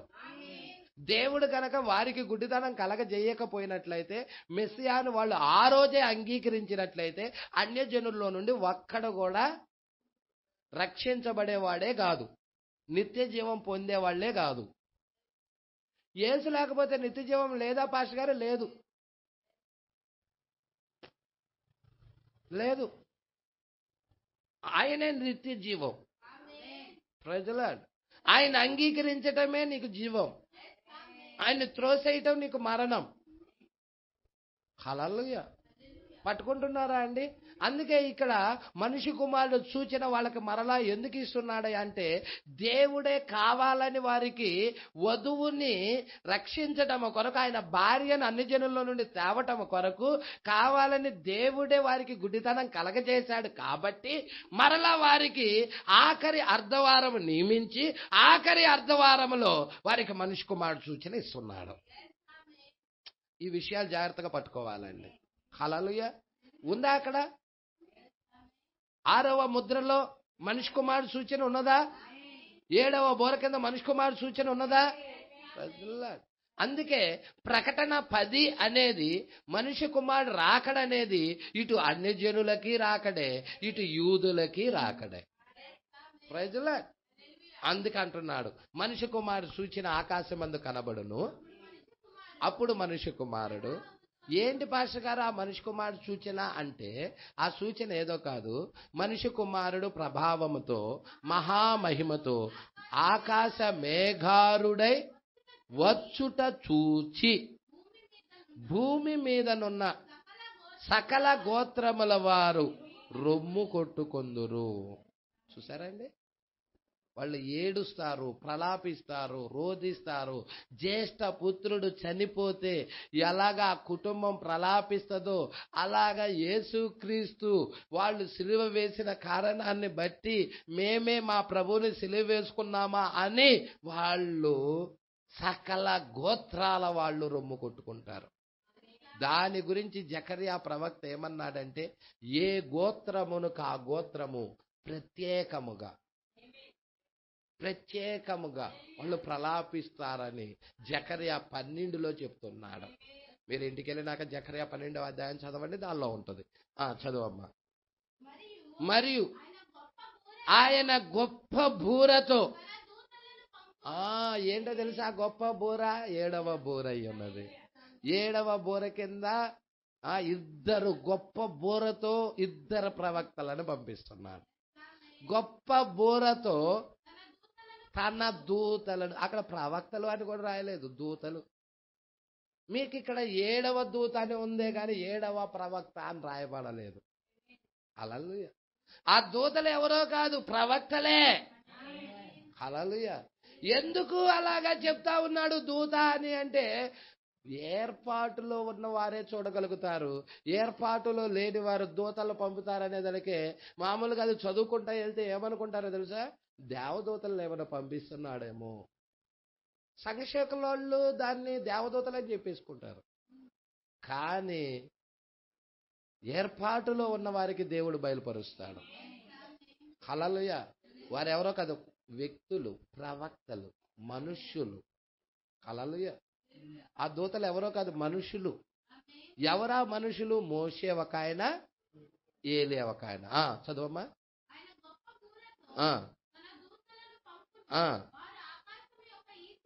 ఈ చివరి నుండి ఆ చివరి వరకు నలుదిక్కుల నుండి ఆయన ఏర్పరుచుకొనిన వారిని. అది ఉందా అక్కడ? దేవుడే ఏర్పరచుకున్న వారు ఉన్నారని ఉందా? రాయబడి ఉంది కదా. దేవుడు ఏర్పరచుకున్న వారిని పోగు చేయడానికి ప్రవక్తలు వచ్చారు. ఈ రోజు కూడా ఈ ప్రవక్త వర్తమానం ఏంటయ్యా అంటే ఏర్పాటులో ఉన్న వారిని పోగు చేస్తా ఉన్నది. ఎక్కడ ఆర్భాట వర్తమానం, పీనుగా ఎక్కడ ఉండునో పక్షిరాజులు అక్కడికి పోగును.